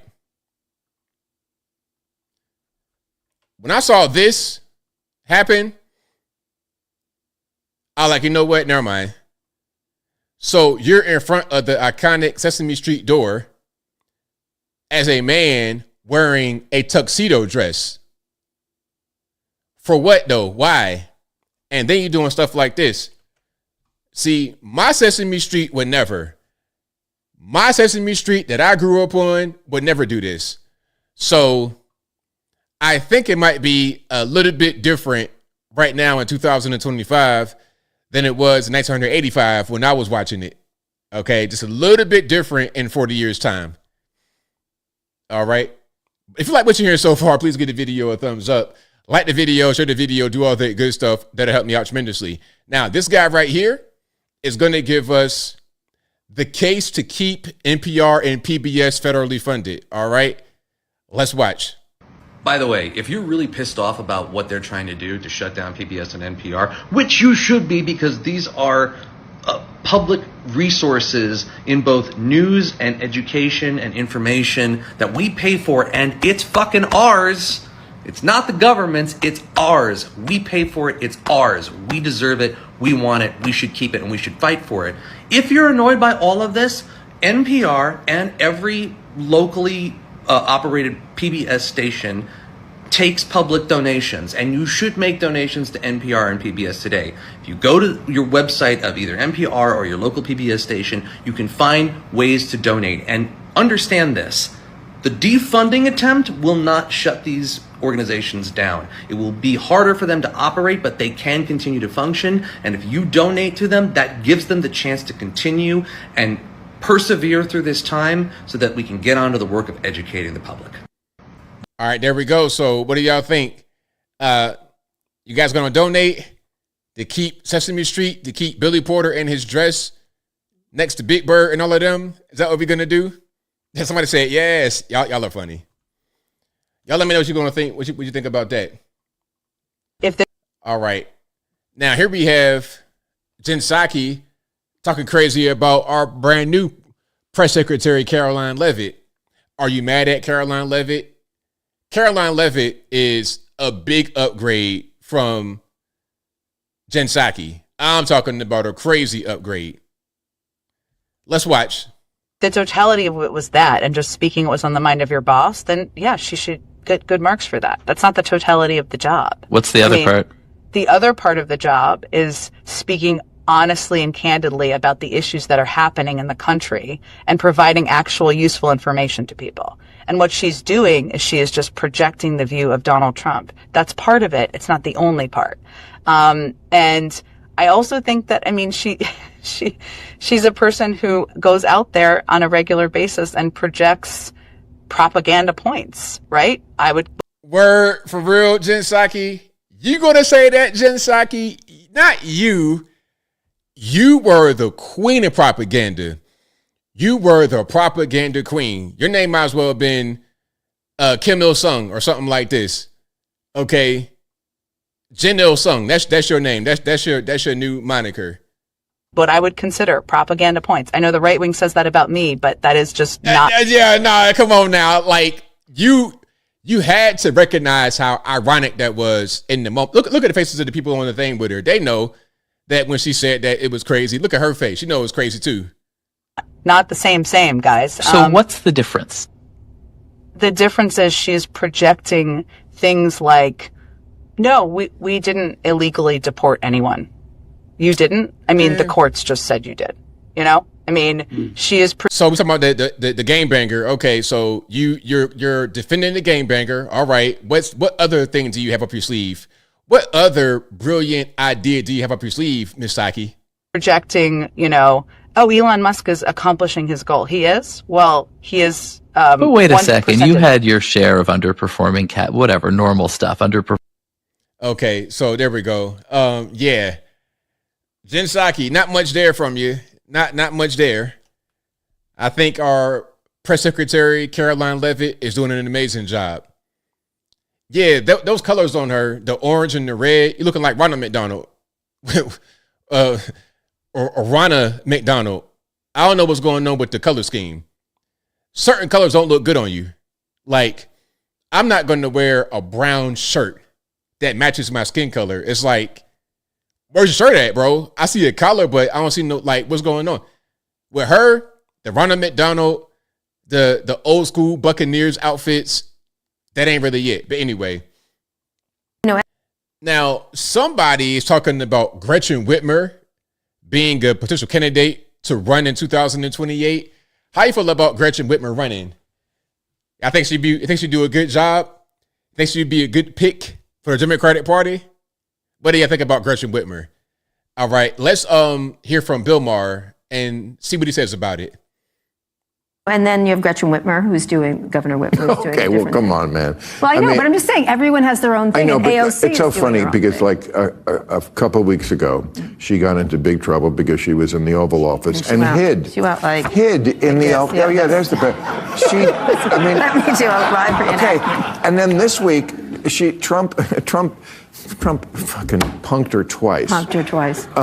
Called her up. He was in Michigan. I mean, it was something that, governors need the president's help on certain things, And he calls her up, which she didn't expect. And then they got a picture of her hugging him or smiling with him. Oh, there it is. And now she's history's greatest monster for that. And I would just like to say, I was trying to help her the other week. Just own it like a certain talk show host did when you meet the president. It's okay. He's the president. You don't have to. That's not true. That should not be wrong. It's not exactly wrong at all. It shouldn't be wrong just to be able to meet somebody and be pleasant and not be a big meanie head. You should be able to be okay. But you know what? The problem is, if she's nice to President Trump, then her people that voted for her are going to be upset. Her constituents are mad. She's going to be visiting different places. She's going to be in Kalamazoo, Michigan, and there's going to be 85-year-old lady throwing tomatoes at you because you were smiling with the president. That's what's going on. But I digress. At all. She got punked, and she should have been prepared, and it should have been done in a different way. Like, come into the office. Oh, look, there's a whole bunch of reporters here. That was a little different. Okay, so yeah, I mean, at the end of the day, like, listen, why we got to do all this extra come in the office and be kind of creeping around? I'm the president. Like, what's the big deal? What is the big deal? All right, so do you guys have Real ID? Real ID coming up, I think, May 7th. So basically, what's this, Wednesday? Yeah, Wednesday. That's going to be the deadline for the Real ID. And the Real ID, they've been kind of putting a deadline off for a while. And the Real ID, you got to have that in order to fly. Basically, all that it is an ID with a chip in it. If you have a passport and you got it recently and it has that chip on the front, matter of fact, let me show you what I'm talking about right here so you can see what I'm saying. If you have this passport, hold on, let me put it up. Okay, matter of fact, this is perfect. Okay, if you have this passport right here, with the chip right there, you see it right under the USA? That chip right there, if you have that, you good. Don't worry about it. If you don't have that, and you don't have a recently acquired ID that has Real ID on it, you're not going to be able to fly. But if you have a passport, you can fly domestically if you got the chip rather than using your regular photo ID. Okay. So that's important. But let me hear from this is Christy Nome. Hey, Christy, shout out to you. Let's go ahead and watch. Real quick, I want to get your thoughts on Real ID. Deadline approaching this week on the 7th. What's your information, your pitch to the viewers out there? There are some who are concerned about this. What do you want them to know? Well, I want them to know it's a law that was passed 20 years ago that the Biden administration never implemented. And the May 7th is the date that was set by Congress. It has to be implemented by. 81% of travelers are already compliant with Real ID. And what they need to do is look at their license and see if it has a little star in the right-hand corner. If it does, they have a Real ID compliant passport. Bring a passport if you don't have that. But if you don't have a Real ID, then you may need to go through additional vetting or put in a different line, get a warning, just because we know that this is federal law and it allows us to know who's. So let's pause. So the required documents to get a Real ID, valid ID, passport, or birth certificate, proof of social security number. So I guess you got to have something that has social security number on it, maybe the OG card or something. I'm not really sure. But proof of your social, proof of your date of birth, and 2 proofs of address. So proof of address, of course, bills, stuff that come to your house, and proof of date of birth. I guess that'd be birth certificate. I guess that'd be the same thing. So a lot of that is kind of redundant. I got all of that. I think most people have all of that, maybe like in a little folder. But yeah, you're going to need all of that to be able to get the Real ID if you don't have it. If you got that star on the top right-hand corner, then you get money. And also a passport with a chip on it would do the same thing. On our federally regulated aircrafts, and it's a safety concern. And also for me, there's 19 states right now that issue driver's licenses to illegal. Hold on, Lou Valentino in the house. You getting deported, bro? You don't got no ID. What's going on, man? We gotta get it together, boss. Aliens. If we make sure that they're Real ID compliant, it helps us get to election integrity as well. If we know that citizens and people that are here with legal status are the ones getting driver's licenses and using those IDs, oftentimes those are the same IDs that they have to use when they show up to vote as well. So it's a safety law that was put in place many years ago. We want everybody to be aware that when they get to the airport, to have that Real ID ready to go. But the good thing is 81% of Americans already have one. So we don't expect there to be inconveniences or waits at all. We're prepared for May 7th to get here. And you know what? They were trying to implement this in years past. Like there was a bunch of dates because I was flying a lot. I've not flown as much lately, but I was flying a lot at a particular point, probably about 2-3 years ago and a little bit last year. But I remember there being signs that say Real ID is coming. The deadline is this deadline. The deadline is coming. Then they keep pushing it ahead. They keep pushing it ahead. They've been doing that for years to actually implement this whole thing. Because again, your passport already got it, and you probably already have that Real ID if you've gotten one sometime recently. Within the past 2 years, you probably already got it. So they kept pushing this date back. Now they're going to go ahead and just implement it and make it a little bit easier. For fear or for safety, hey, that's a good question. I think a combination of both, ain't it? Summer Sky Scads, it got pushed out because of COVID. Oh, okay. Yeah, everything, that's the culprit right there, right? COVID. All right, yeah, but shout out to everybody who is out here writing dirty with fake IDs. Tommy said, I got a fake ID, unfortunately. Hey, man, if you got a fake ID, you better go to the penitentiary, Big Rocks, Little Rocks, if they find you. Hey, it ain't really going to work out too well. Okay. Let's keep rolling here. Now, remember that guy, the Indian guy with the suit that was way too big, talking about announcing articles of impeachment against the president? Hold on, matter of fact, I got to find that right quick. What's this guy's name? What's the House rep's name? The dude that was talking about we're going to impeach the president. Impeach president. What's this dude's name? Sri Thanadar. There we go. Sri Thanadar. Okay. I'm going to just play some of this right quick, and then I'm going to give you an update. This is Congressman Shri Thanedar. Donald Trump has already done real damage to our democracy, but defying a unanimous 9-0 Supreme Court ruling, that has to be the final straw. Now, look, this guy is a House rep from Michigan, a U.S. House rep from Michigan. Okay, Shri Thanedar. His suit is just crazy. It's like, bro, you and John Fetterman, between you and John Fetterman, I don't know who's the worst dressed. Can you visit a tailor or something? Anyway, so this guy is trying to impeach the president. It's like, bro, before you want to try to impeach somebody, how about you impeach the side of your blazer to your chest? You understand what I'm saying? But anyway, so that's him. If you have forgotten, a little refresher right quick. Now let's get to something else. I've heard that you sing. I want you to sing a song which meant a lot to you. So here's for my wife. कभी कभी मेरे दिल में ख्याल आता है तुझे ज़मीं पे बुलाया गया है. Bro, you want to impeach the president? If you don't get your bing back to the yo, bro, no way. I refuse. With that funny wig, your wig is crazy. You're 73 years old, bro. You have on a wig. Cut it out. You looking like a Key and Peele skit right now. Not even SNL. Key and Peele. Matter of fact, I'm gonna go back and let him finish his song. I've heard that. Alrighty, so there you go. Shri Thanedar with some hot tunes coming at you. Live on ABL Live, Shri Thanedar.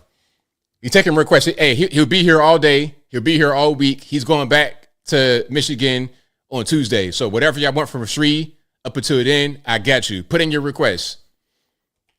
All right, he might not be able to do it in English, but it'd be nice in whatever his language is. All right. Now, Kilmar Abrego Garcia. Listen. Okay. To anyone who has sense, to anyone, and you guys throwing tomatoes at the dude, that's hilarious.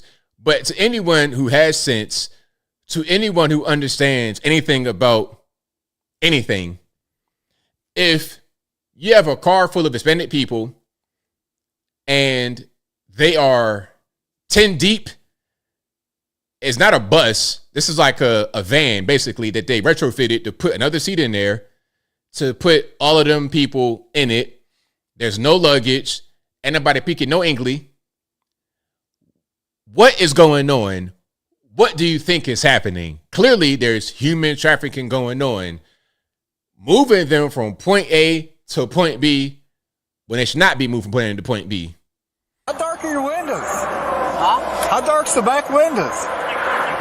Matter of fact, hold on. I got to show the Jesse Waters clip because he was able to give some commentary in there that give you a better understanding of what's happening.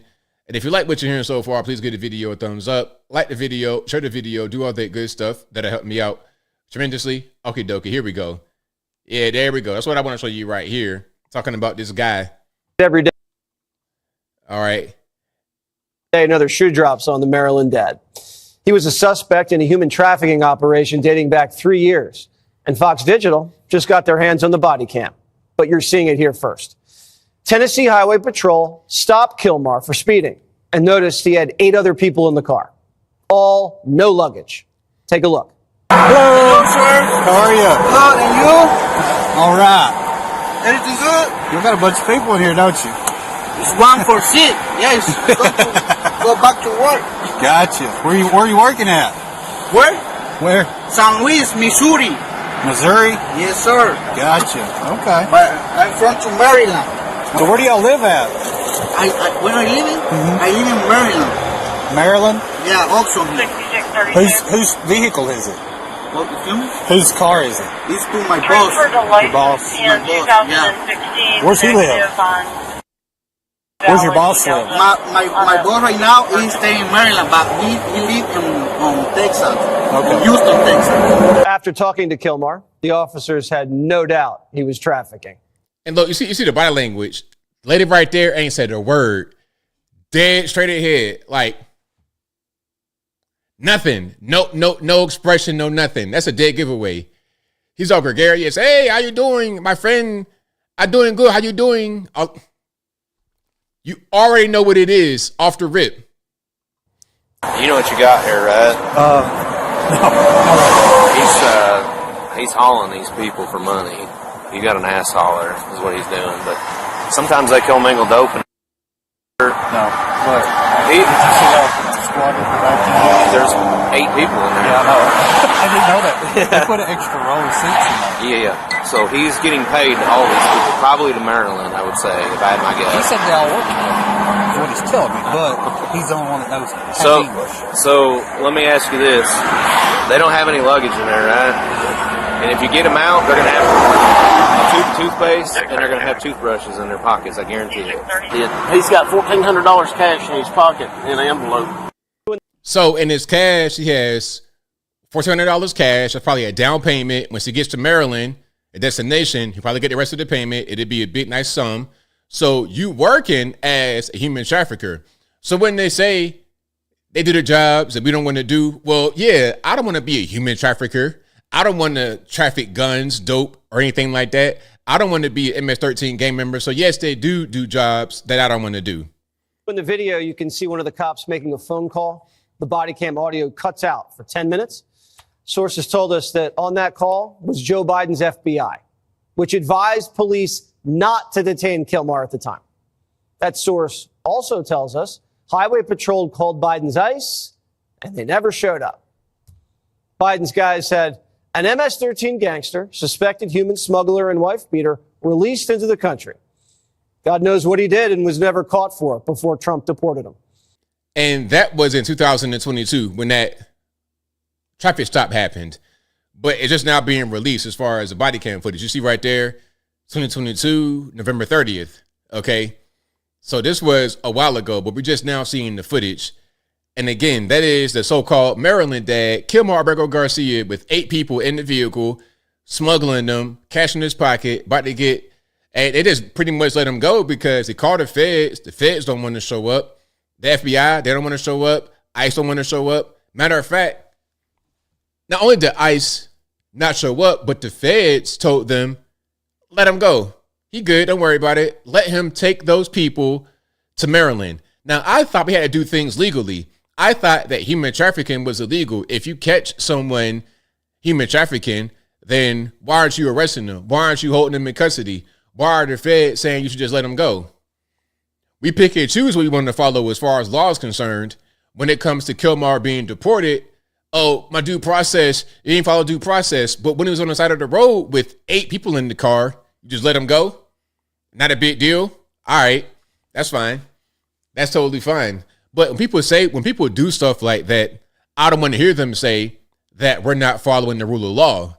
Because y'all gotta, if you want us to follow the rule of law, you can't not follow it at the same time. Make that make sense? All right, so we got Van Jones talking to some black folks about voting. All right, let's watch. If you had to do it all over again, would you vote for Donald Trump again, yes or no? Yes, I would. Now, in the future, I am not a diehard Democrat or diehard Republican. If there were a Democratic candidate who was more aligned for me, then I would vote Democrat. If you go back in time, would you vote for Donald Trump, yes or no? Yes. I think I might know the answer on this thing. She said yes. It's immediately yes. No, I'm sorry. If you had to do it all over again, would you vote for Donald Trump, yes or no? 1,000% absolutely yes. If you had to do it all over again. So there we go. I mean, people want to act like, oh, well, Americans, they regret their decision, all this, that, the third. Nah, we don't regret nothing. I don't regret nothing. How y'all feel the first 100 days? Do you feel like you regret your decision? You wanted to vote for Kamala? Would you rather have cackling Kamala in there, the Democratic Party in there? Listen, we had Democrats for 4 years in office. We had them. And I don't think the majority of us appreciate their time in office. The main thing we got from them was a bunch of migrants. That's what we got. Now, people can say they filling jobs. What jobs? What, running drugs and dope and human beings to the country? That's their job. gang banging, popping out babies, anchor babies. What jobs? Anyway, let's keep on going. Trump's team went in, they took down Harriet Tubman's picture for a quick minute. They're trying to like knock out the black museums. What does that have to do with the price of eggs, and how does that impact you? In some ways, it's a slap in the face. In other ways, I don't care. I care more about how I'm going to take care of my children. I don't think the average American cares about that. I know I am sick and tired of seeing black people sit there and complain about something, but not taking action and steps to actually try to change things in an appropriate manner. Under the Trump and Biden administration, they came to certain agreements with police departments to be less brutal toward the black community. Trump has now ended all that. How does that help the black community? He ended what? Like, what did he actually end? Van Jones just says things. The whole thing about the Black History Museum and Harriet Tubman, what are you talking about? You're just saying things, and nobody's really trying to press him on it. If I was there and he's asking me these things, I'd be like, well, can you be more specific? What was the actual thing that happened? Because you're trying to frame things in a way to where people that are watching will believe whatever you say, and they think that those who are responding are ignoring what you're saying and not addressing a real thing. But what a lot of us understand is that what he's saying is BS. But they got to say that vocally and address it so people that are watching understand it. Does that make any sense? I have a lot of issues with police reform and just with how police officers are treated as a whole. My husband is currently going through the process to become a police officer. The amount of hatred that cops get, even the best ones, I think has become a huge problem, because it has been, especially around election times, when it definitely comes out of like, oh no, the cops are bad, the cops hate you because you're black, they're immediately deemed as evil. This man is talking about running for a third term. Now, what do you think about that? The third term, for me, absolutely not. I think it's at the end of these 4 years, it's time to move on. This is a prime example of him trolling people, because people have said, they're like, oh, if he gets in the office, he's going to be a dictator. He's going to try to run for a third term. So he's like, okay, y'all think I'm going to do that? I'm going to mess with y'all and say this just to take y'all out. I thought you loved this man because he's so authentic and he's such a truth teller. Van Jones, like, these people are so weird, man. Like, if somebody tells a joke, they're not a liar for telling the joke. It's just a joke. It's not really that serious. But he's like, okay, if Trump says that and he doesn't really want to do it, then that means that he's a liar. Well, I could say, you know what? I could just make a joke about something that I want to do. That I mean, I really want to do it. That don't make me a liar.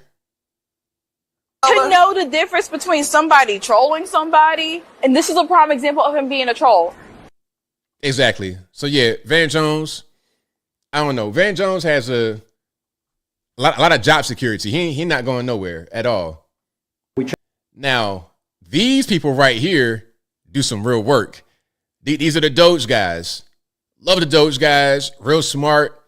And if you, like I said before, if you're the president, I don't care who it is. You're Trump, you're Biden, Slick Willie, Obama, whoever. If you're the president, you should want the smartest guys in the world on your side. That's what you want. You want Elon Musk to come in and recruit other smart guys to help this nation go forward. That's what you want. Let's hear from them, shall we? This is their first 100 days report interview with Jesse Waters on Fox News. Checked, is the Small Business Administration giving loans to dead people over the age of 120? The answer was yes, and it was around $330 million in total. So people with a birthday that could not possibly be real. Yeah. Meaning they're over 100. They're 115 years old or older. The oldest living American is 114. So it's safe to say if anybody is in the system as 115 years or older, that is fake. So just by sharing a database and looking at Social Security numbers that showed that at the time of the loan, they had listed as over 115 years old, or actually under 11. We didn't even check for under 18. Babies and dead under 11 years old. That's pretty clear. Babies right? and dead people were getting loans. That was $660 million. And also people with birth dates in the future. What does that mean? Well, in one, I mean, I think the birth date, I think in one case was like fetuses were getting no, not loans. even. No, really, sort of you're talking about like your great grandchildren, like with the birth date, like I think it was like 2165. So more than a century from now was the birth date. George Jetson was getting paid. Yes, because your birthday is in the future, like the far future, not like next year. Right. And this is either fraudulent or we have your birthday wrong. It's either a typo or someone stealing. Which is it? Yes. Right. Yes. You should at least ask, which is it? Exactly. Very simple. Shout out Elon Musk. Big fan of Elon. I think the Inter-American Foundation, IAF, is one of the agencies we visited where, they get $50 million a year, congressional money, to give grants. These are things like, alpaca farming in Peru, improving That's a real example. Yes, that's the real description. Improving the marketability of peas in Guatemala. Really? Fruit jam. My question is, okay, here's my thing. When we find these crazy expenditures, I would like for someone to explain to me why we need them. Tell me why we need them. Like, give me the rationale behind it. Yes. What? And so you might expect, in the private sector, a nonprofit to give, 80 to 90% of their money to grantees. In the case of IAF, that was 58%. So the other half goes towards management, travel. What we're to find exactly, I mean, to Ethan's example is that even if you agreed with supporting alpaca farmers in Peru, well, actually, most of the money never made it out of D.C. Mm-hmm. It's going into the pockets of people in the neighborhood. What percentage? And they didn't even get to Peru. Right. So what percentage do you think doesn't even get to the destination it's supposed to? I believe the GAO estimate, so this is not our estimate, I believe it was on the order of only 10 to 15 cents on the dollar actually gets to the end recipient, whether you agree with that cause or not. So they're just stealing the money before it even gets anywhere. There's layers of stealing. So there's the first layer of stealing, second layer of stealing, third layer of stealing. Subcontractor, You start peeling the onion. Yeah, exactly. Contractor, subcontractor. It's like peeling an onion. And then maybe, and sometimes it's zero. Just flat, you get to the bottom of the onion, there's nothing there. So maybe no one got a sex change in Guatemala. It's possible that no one got a sex change in Guatemala. Crazy. So the thing about it is, it's bad enough that they have these crazy descriptors. Okay, Guatemalan sex changes, the marketability of peas in Guatemala, all kind of random weird things. But once you get down to the bottom of it, the thing that they say that they are spending the money on didn't even happen. But the money got spent some kind of way. So who's getting the money? That's why they don't like Elon Musk, because he is uncovering that. You're saying you need these things to help the world. You gotta be green and be a friend to the world, but really it's just a bunch of grift.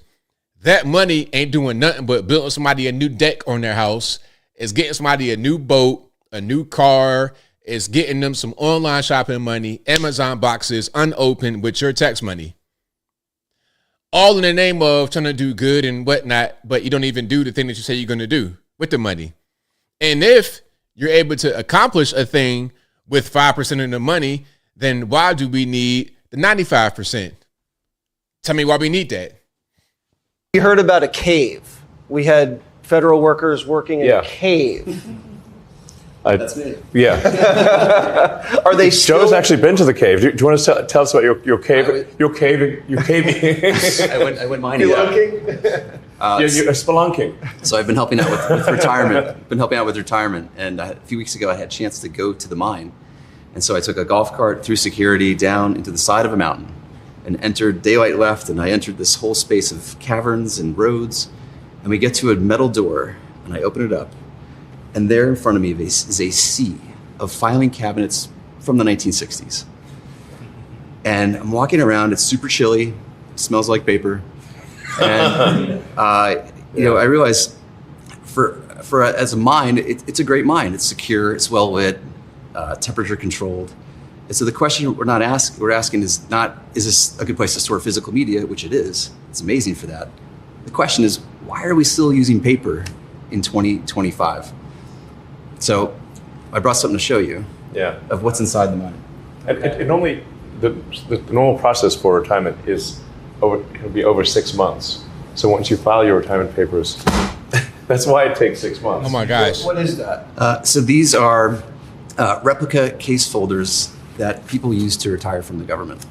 And so these are all compiled by hand, moved around on carts through the mine. It takes many months to do that. And this one is a single retiree's paper. Oh my gosh. Required to leave the government. If somebody wants to retire, they can't because it takes 6 months to compile the paper and carry the paper into a mine where it is stored. And also, all the calculations are done by hand. Everything has in to be 2025. reconciled, adjudicated. This is thicker than the Lord of the Rings trilogy. Yeah. And if I had to process this, I would rather do my taxes in the dark than have to go through this.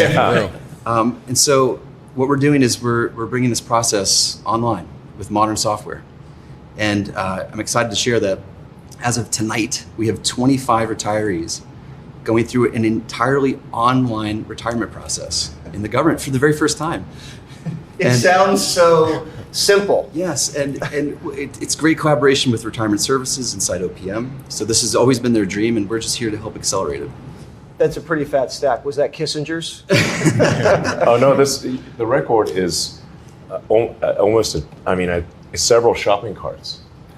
There's a whole pallet for one retiree with 27 boxes of paper on it. For one guy. That's the record. I've seen it with my own eyes.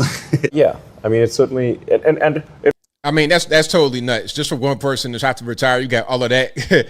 You're saying, wow, exactly. Because that whole process to retire with the physical media was started in the 1950s, and it's been kept the same way. It's 2025. Things have changed just a little bit. Just a little bit. We got a little bit more modern technology than that. Now, some are going to say, well, that's a good thing to have, ABL. You got to have a physical place. But do we need all of that? Do we need a whole big cart for one person? Do we need 6 months to process one person retirement? I think even if you have a physical media backup, it could be a little bit more efficient than that. But to get everybody processed, to get them up out of the way, you want to retire? All right. It shouldn't take that long. It shouldn't take 6 months out of your life to retire. Maybe that's just me, but hey, that's what it is. So again, shout out to DOGE. These guys are not only finding waste, fraud, and abuse, but solving problems as far as what to actually do with the retirement process and other things. They're actually solving problems. Now, here's one more piece from that interview, and they're talking to the infamous Big Balls. Big Balls. It's big. That should be obvious. Why do they call you Big Balls? I just said it as my LinkedIn username. So LinkedIn username, that was the reason why they called him that. But this guy, I think he's 19 or 20, young guy, but you could tell by the way he's talking, everything, very, very smart. All the guys at DOGE, very smart people, which is always a good thing when they're on your side and they're doing the right thing, of course. Okay. Well, people on LinkedIn take themselves super seriously, and they're pretty adverse to risk.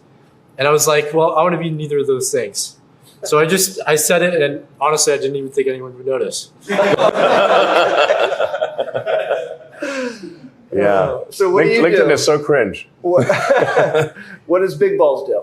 Right now, I'm working on some payment computer stuff. So one of our initiatives is to root out fraud and waste. And to do that, we started looking at the payment computers. And as mentioned earlier, there is no accounting of what payments actually go to in the payment computer.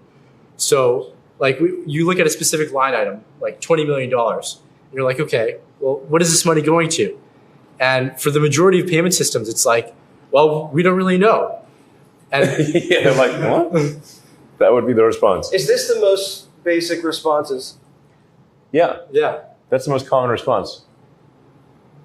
What do you say when people just say, I don't know? Well, it's a huge cause for concern because the upstream thing, which is distributing the money, literally has no checks and no accountability to the actual American taxpayer. So it's a huge vector for fraud, waste, and abuse. Do these people not respect taxpayer money?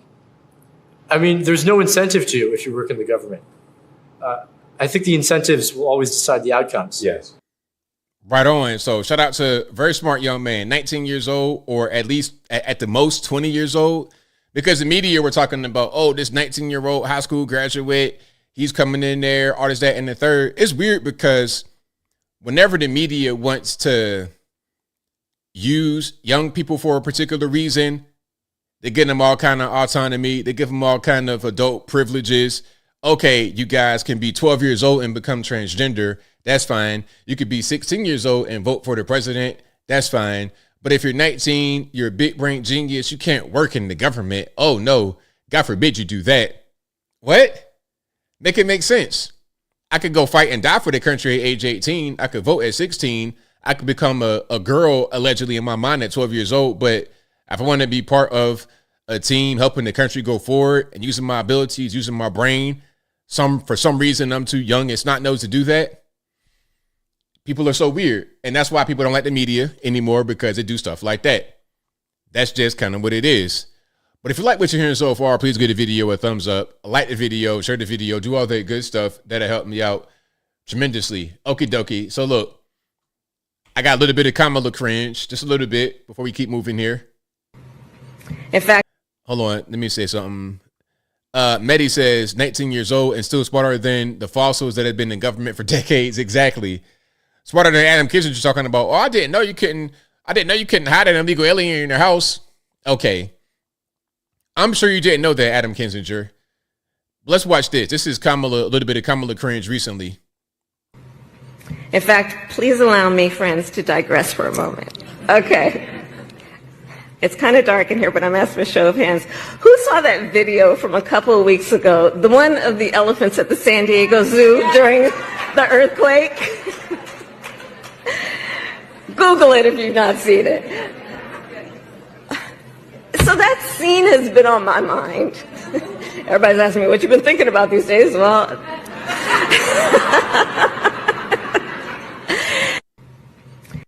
okay. Have you guys seen that? I don't know nothing about what you're talking about. I'm gonna look it up, because now I gotta find it, because now I'm kind of interested in what's going on. Okay, I guess this is it right here. All right, there we go. So CBS News says a herd of African elephants instinctively formed an alert circle intended to protect the younger elephants at the San Diego Safari Park this morning as a 5.2 magnitude earthquake shook Southern California. Okay. So we got the earthquake quaking, and then the elephants are getting into their formation. All righty. So is that it? Is this the riveting clip that I was instructed to watch by Kamala Harris? Okay, they're all getting together, forming a circle. Okay, dokie. Yeah, so to protect the young elephants. Okay. I get the picture. Now, is this really... Somebody tell me the relevance of the actual video. Why would that be a thing to watch? Okay, yeah. I don't really understand. That was pretty much the entirety of the whole thing. Anyway. Now, here she is doing some dancing. Aren't you glad that we don't have this lady in the White House? Aren't you glad that we dodged that bullet? I'm talking about we did Superman dodge. Dodging the speeding bullet. Right past your head, right? No pun intended. Let's watch some of this right here. This dude, I've seen a lot on Twitter. He was like trying to be an influencer during the run, but it didn't really work. All right, sweat. 1, 2, 1, 2, 1, 2, 1, 2. Now cross. All right, there we go.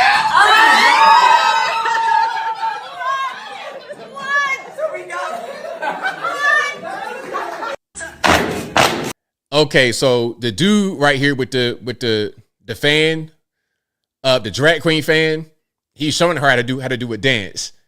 because I guess he had asked her, hey, can you do this dance? She's like, no, I don't know. Can you show me? And then that's what they came up with. So again, I'm glad that she did not succeed.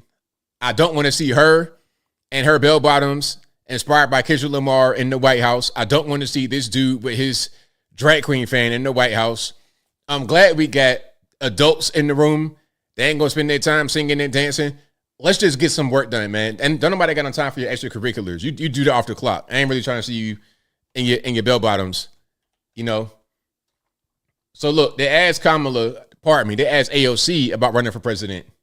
They asked her. Okay, I'm gonna play this right quick and then I'm gonna get to some calls. I don't know number 706-406-3287. Again, 706-406-3287. I'm gonna get to the calls in a little bit after we do super chats. But here is AOC being asked, hey, do you want to be the president? Do you want to run? You thinking about running for president or senate? Because of my Instagram post? No, the video, the campaign style video. It's got everybody talking. I mean, listen, it's a video, and frankly, I think what people should be most concerned about is the fact that Republicans are trying to cut Medicaid right now, and people's health care is in danger. And that's really what my central focus is. This moment isn't about campaigns or elections or about politics. It's about making sure people are protected. You thinking about running for All right, so there we go. There's AOC. What do y'all think? Is she going to run? Is she going to try to jump out there and get a nomination? Will they appoint her to get that? Y'all let me know. Bar rescue. Yeah, there you go. Yeah, go do that. Go do that. All righty. We got calls on deck. I was going to play one more thing, but I ain't going to do that because y'all about to get upset. I'll ask you guys this. Did you guys see the president post a picture of himself as the Pope, the AI picture? Was that offensive? Like, I saw it and I almost reposted it. I was like, nah, that's going to be offensive. Trump as the Pope, they're not going to like that too much. Like this picture right here. Oh yeah, that's not going to be that's going to be a little offensive. I could tell because people play like that. You're dealing with religion. We already being kind of offensive talking about politics, and you want to bring religion into it. Now we're talking about a whole dumpster fire of emotions and whatnot. How you feel about that picture? You're offended? Not offended? Big deal? Not a big deal? And I'm not trying to minimize anybody's feelings. I'm just saying, I know that could be a little rough. Y'all laughing, smiling emojis. Didn't care. I didn't realize he posted that. Looks the same. There you go. The Pope was offensive. The Pope himself was offensive. Okay, why is it offensive? People, because of their religion, you can't, I listen, I'm not offended. Y'all know I don't be offended. But I try to be sensitive to other people's feelings. I try not to hurt anybody's feelings. I try. I promise I do. Okay. That Tiger fan, the short Tiger fan says, I'm Catholic, not a big deal. The Purple Orange Man. And somebody said, show it again. Y'all are funny. Who cares what Trump does? He. Yeah. But again, that's a picture right there of the Orange Man. He put it on his Truth Social. Clearly somebody put that into an AI generator. It did a pretty good job with the AI, the hands and everything. AI is definitely improving a lot when it comes to the artwork. It's going to get to the point very soon where you're not going to be able to tell what's AI and what's not unless it comes straight from the source. And if somebody get hacked and then some AI stuff come out, you're not going to know what's going on. But yeah, shout out to Trump for that. I don't know why you would post that, but whatever. It's fine. If you like what you're hearing so far tonight, please give the video a thumbs up. Like the video, share the video, do all that good stuff. That'll help me out tremendously. All righty. We got super chats on deck. Then I'm going to get to the calls. Again, the number to call is 706-406-3287. Again, 706-406-3287. Let me get super chats first. Take it to Parts Shooter, who says, hey, man, can you answer the 100 men versus gorilla thing before you get started? Well, look, I did not answer that before I got started. But I've already talked about that on the previous episode. And you know what? You know what I think at this point? The gorilla would delete all of y'all off the rip. Like, y'all not ready for no gorilla. Because I done seen videos of human beings fighting 10 people at a time and not even getting hurt. A gorilla? No. Let's not even do that. Let's not even have that really be a topic no more. But thank you for the super chat, boss. I appreciate it. Thank you to William Cork for your maracas dance and emoji donation. I appreciate y'all for that. Thank you to AKA Geo, if I'm not mistaken, who says, I appreciate your content. ABL, thank you for that. I definitely appreciate you, boss. Thank you to Lise, who says, thank you for continuing to cover these stories. Hey, thank you for supporting. Without you, there is no me. Thank you to Marta Allen for saying, hey, for being a member and saying, hey, Costco, ABL selling your coconut water. They sure are. Yeah, this ain't nothing but Kirkland. Y'all know I'm the Kirkland king. Coconut water all day long, straight from Costco. And they got the best ones. The Costco brand specifically is my favorite because ain't no sugar. If you get the Vita Coco, they put sugar in it. And they come from the same place, but Costco specifically says no added sugar. So look, you got no fat, no cholesterol, 130 milligrams sodium, a little bit of sodium, about 6% of your DVU sodium, 13 carbohydrate, but no added sugar. It's natural sugar, but no added sugar. Matter of fact, hold on, that's a little different. They did change that. Whatever. Normally, no sugar. Anyway, I digress. Thank you to Bob K. MIT, who says, I seen a lot of flooding in your area. Hope you're dry. Yeah, we good. Thank you for the super chat. Thank you to Leo Mazzina, who says, ever since Jazz Jennings, even RuPaul, I feel that has been the real influx of the gender stuff. That show, along with some teachers, it really put it into their kids' heads. Exactly. And we got a lot of people that are hooked on them websites, them dirty websites. They're hooked on this. They're hooked on it. Like, you're talking about 4 hours a day hooked on it. Like, that's if you're doing that, you got a problem. Just like with anything, too much of anything is bad for you. You got to drink water to be able to live, but if you drink too much, you can drown and die. Listen, you have to drink water. And again, Kirkland brand, I'm the Kirkland man. But you have to drink water to live, but too much of it will drown you and you'll die. So the moral of the story is moderation is key if you're going to do anything in this life. And some things you might want to leave alone completely. Thank you to Michael Guess, who says, see, clearly voted Democrat. Notice the face diaper. Right on. Michael Guess says, more people need to vote to reverse the damages done by the Biden administration. Get over it, snowflakes. Thank you to Ron Henderson, who says, honor thy father and thy mother and papa and Mima, or get your own place so you could do what you want to do, think what you want to think. Exactly. Right on. Thank you to Michael Guess, who says, I meant to type Biden administration. I got you, boss. Don't worry about it. Thank you to Cardinal Flanagan, who says, in 1967, Democrats luckily did not have the power to defeat Civil Rights Act. The Republicans solely passed the bill, hope they don't get the power. Thank you to Michael Guess, who says, rich, wealthy, privilege only. Thank you to Ron Henderson, who says, it's also illegal to sell yourself to Chinese spies, Mr. Kissinger. Thank you to Thomas Tabasco, who says, happy birthday to Bob K. MIT. Happy birthday, boss. Happy birthday. Thank you to Cowpoke Ranch, who says, evening ABL, as a fellow FBA, I left it right about 5 years ago because I saw the clear rise of the Klan within it. Have any of your views changed? I mean, what Klan are we talking about exactly? I don't really understand. If you're talking about like racist people online, they're always going to exist. Racist people are going to exist. You can't really change that. What you got to worry about is the policy of the actual party. I don't care about who is a fan of the party. If they're racist people that are a fan of the Republican Party, so what? At the end of the day, will their influence be enough to make anything change against me in a negative way? Are these people influential at all? I think they pretty much exist online. A lot of these things, you see the whole thing with the N-word lady or whatever, that's an online phenomenon. When you're in the regular street every day, it don't be that way. When you're in governments locally, it don't be that way. Governments on the federal level, it don't be that way. Not on the right, at least. So I don't look at racist people like they matter, because they don't.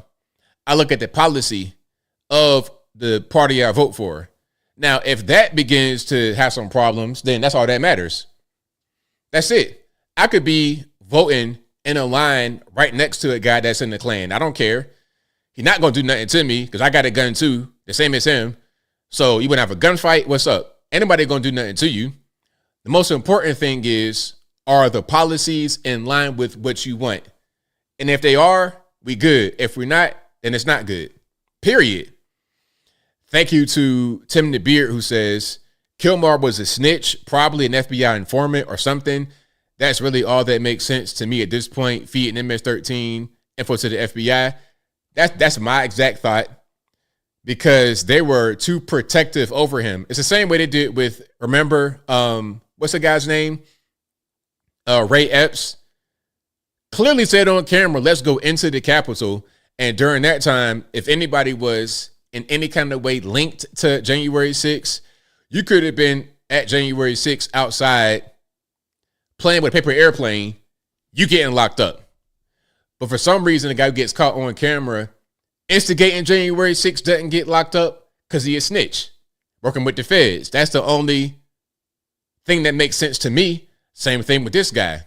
Why defend the gang member with so much vim and vigor? Why? What's the point? Thank you to DJ Jimmy, who says, hey, Anthony, keep up the good work. Thank you for your very kind words. Will do. And thank you to the white man for gifting 10 ABL memberships. I appreciate you, boss. Thank you. You're the best. Couldn't do it without you. All righty. Let's get to some calls. Like I said, the number to call, 706-406-3287. Again, 706-406. There it is, right there in the ticker. 706-406-3287. The number is always in the ticker. Also in the description box. Call me now, like Miss Cleo. All righty. Yeah, I think that guy's a snitch too, though, because it just kind of makes sense. Because what else are you getting so much attention and protection from these people? 313 on the line. Who am I speaking to? Hey, what up? It's Thomas. All righty, what's going on? Hey, you already know. So you touched on like maybe 30 different subjects.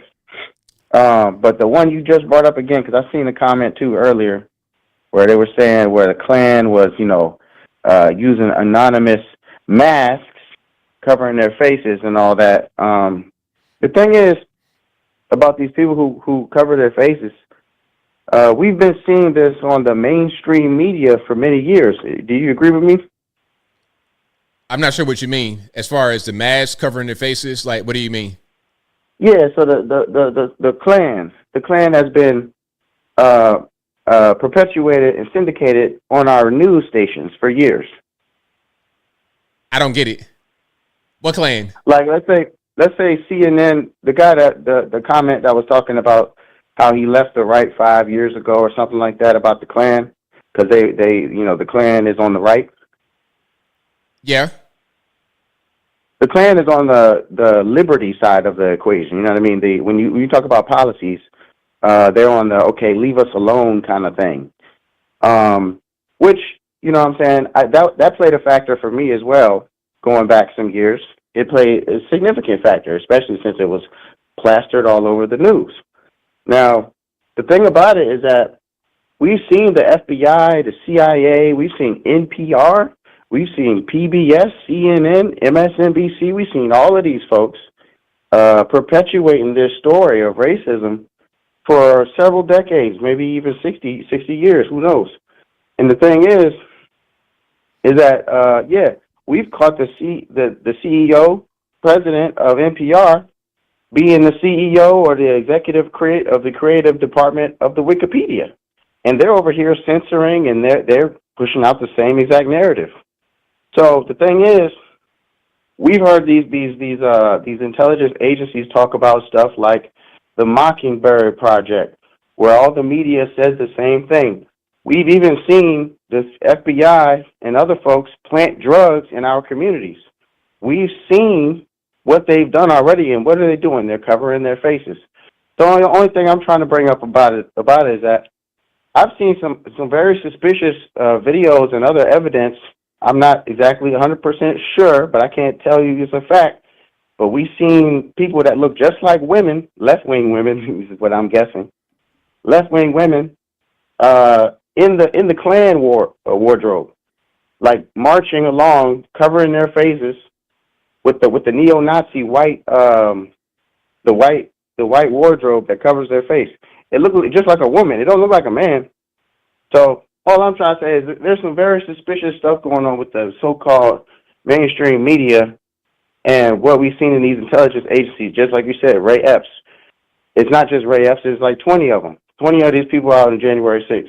So all I'm saying is maybe there's some other things to think about, and that's why we should talk about the policies, like you were saying. Exactly. Like the policy, that should be the main thing.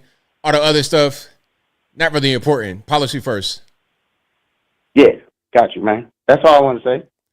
Thank you for the call, man. Definitely appreciate you. All right, thank you. All righty, shout out to the caller. Let's go 331. Your line was speaker 2. Hey, ABL, it's Les. How are you? I'm doing well. About yourself? Good, good. Happy Saturday. Right on. Same to you. I just want to go ahead and I want to make two comments here. So about defunding PBS and NPR. Yeah. So I am all for it.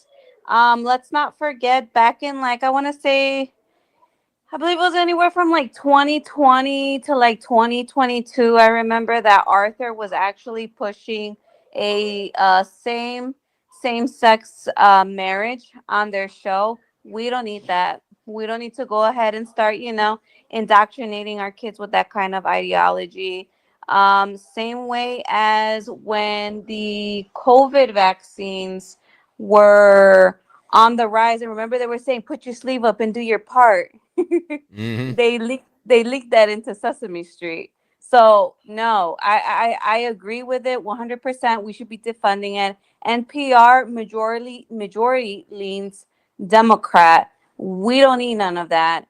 And you know what? This all ties into exactly what the gentleman prior to my call said about Operation Mockingbird. I mean, everybody has to get in line, and I think the reason why they're freaking out, if we put it into this perspective, is because that's the beginning of the domino effect. If they're going to defund PBS and NPR that are pushing this propaganda, right? Sooner or later, it's going to be unveiled, which we all know, but it's going to be a 100% for sure thing where Operation Mockingbird is no longer going to exist. All these other, NBC, CNN, and all of them are going to get defunded altogether as well. So I think that's a really good idea, to be honest with you. We don't need it, ABL, okay? We'll survive. We'll live. The kids will survive. And it's like you said, everything is streamed now. If I want my kids to watch anything educational, it's you. It's still Candace. I still play a little bit of Candace, okay? That's my girl. We look up more things on YouTube or Rumble. So I mean, PBS Kids, honestly, ABL, I don't think my kids ever even watched that. I think I was the only one who watched it growing up, but we're talking about two different eras, versus us growing up on that, with watching Barney and all that. Well, they didn't have none of that crap on there. So they gotta go. And then I want to go ahead and make a quick comment on what's her name? The rep Jasmine Crockett, the comment she made that it's not that you don't break the law if you come into this country illegally. But remember that I have it here, ABL, I pulled it up. Title 8 USC 1325 says that it is a federal law that criminalizes improper entry by aliens into the United States. And this also includes I'm sorry. So that goes to her, but this also ties into what I'm about to say about this judge who supposedly claimed, I didn't know that it was a crime to house illegal aliens. Sir, you're a judge. Like, you're going to sit here and tell me, you said it yourself, ABL, you've been knowing not to harbor a criminal when they're on the run and they're trying to evade the law.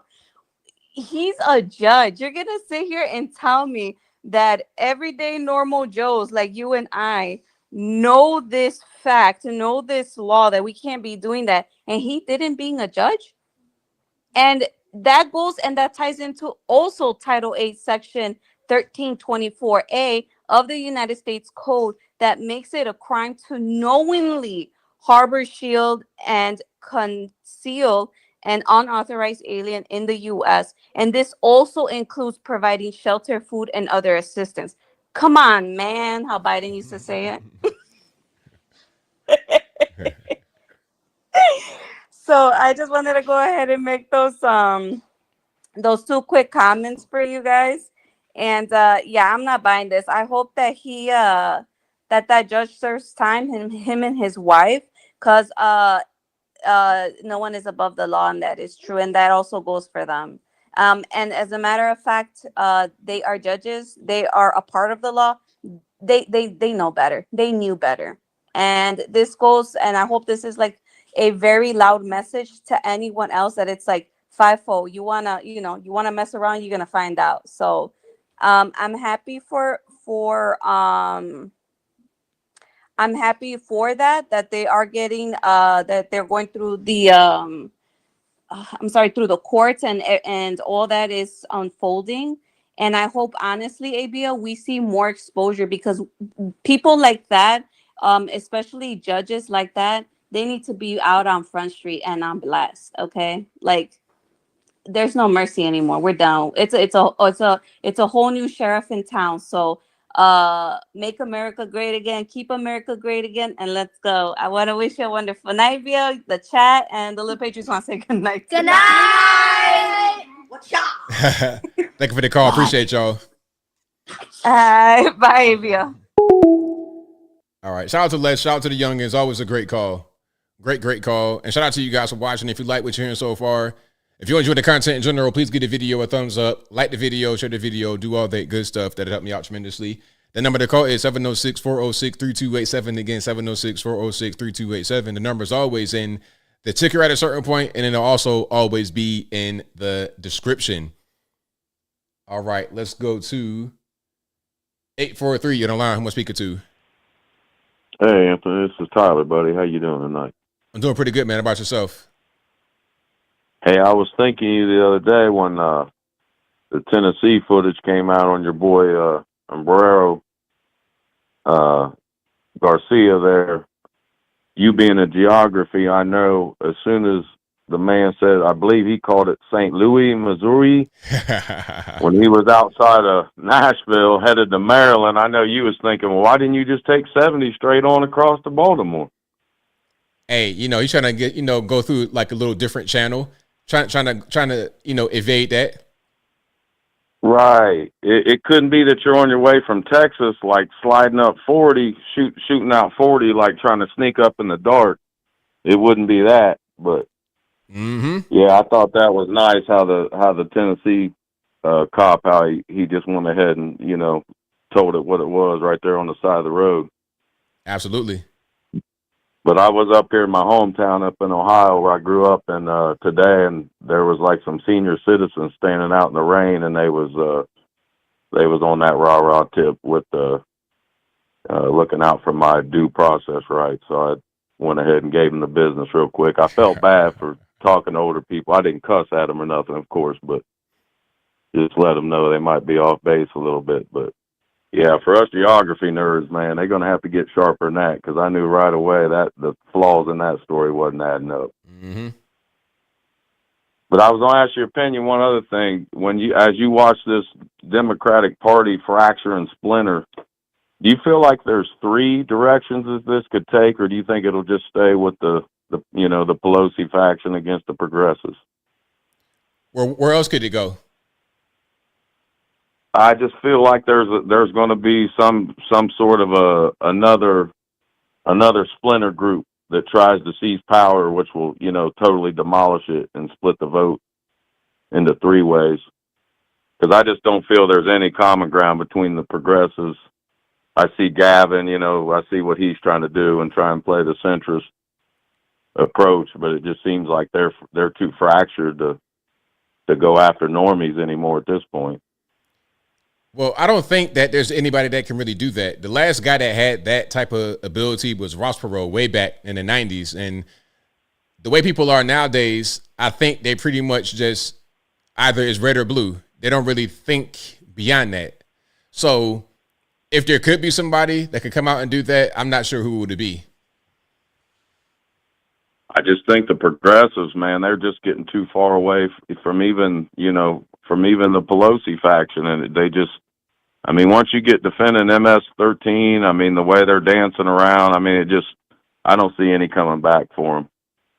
Yeah. Ever. Which, obviously is, the greatest gift that, of all, but it's in a sick way. It's almost sad to see them go now that we've stomped them and made them eat themselves, Right.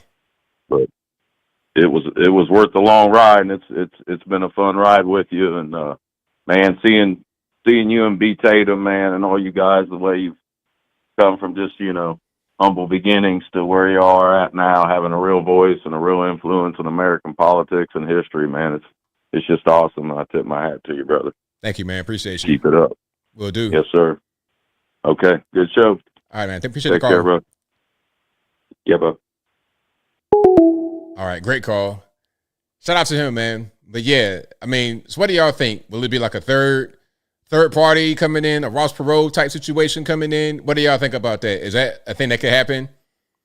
I say it could happen, but I don't know if I really see it. I don't know who that person is going to be.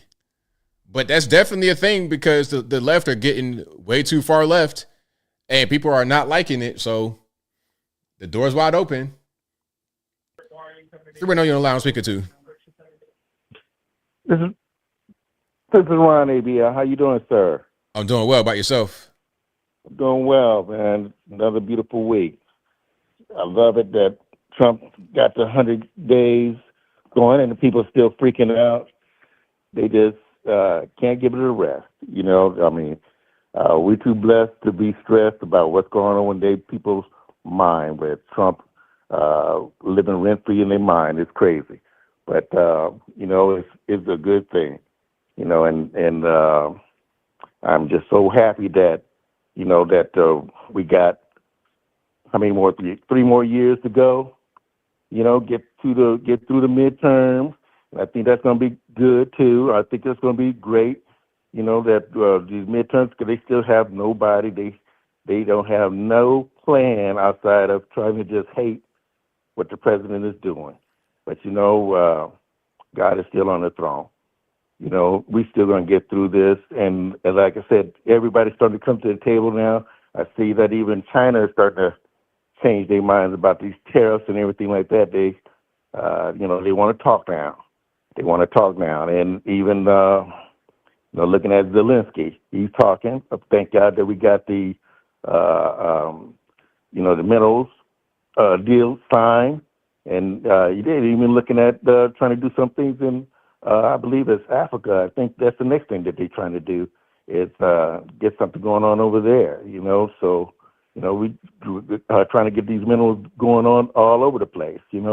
That's just securing things for ourselves. There's nothing wrong with that. And I just can't wait that we continue to drill, baby, drill, and bring all these jobs back to America. And that's what's going on. That's the plan of our president, is to get America working again, get these factories going, get these people off these streets, give them a sense of direction. And, I see it's happening. All we need is just be patient and continue to lift them up, lift up this idea of America's sovereignty.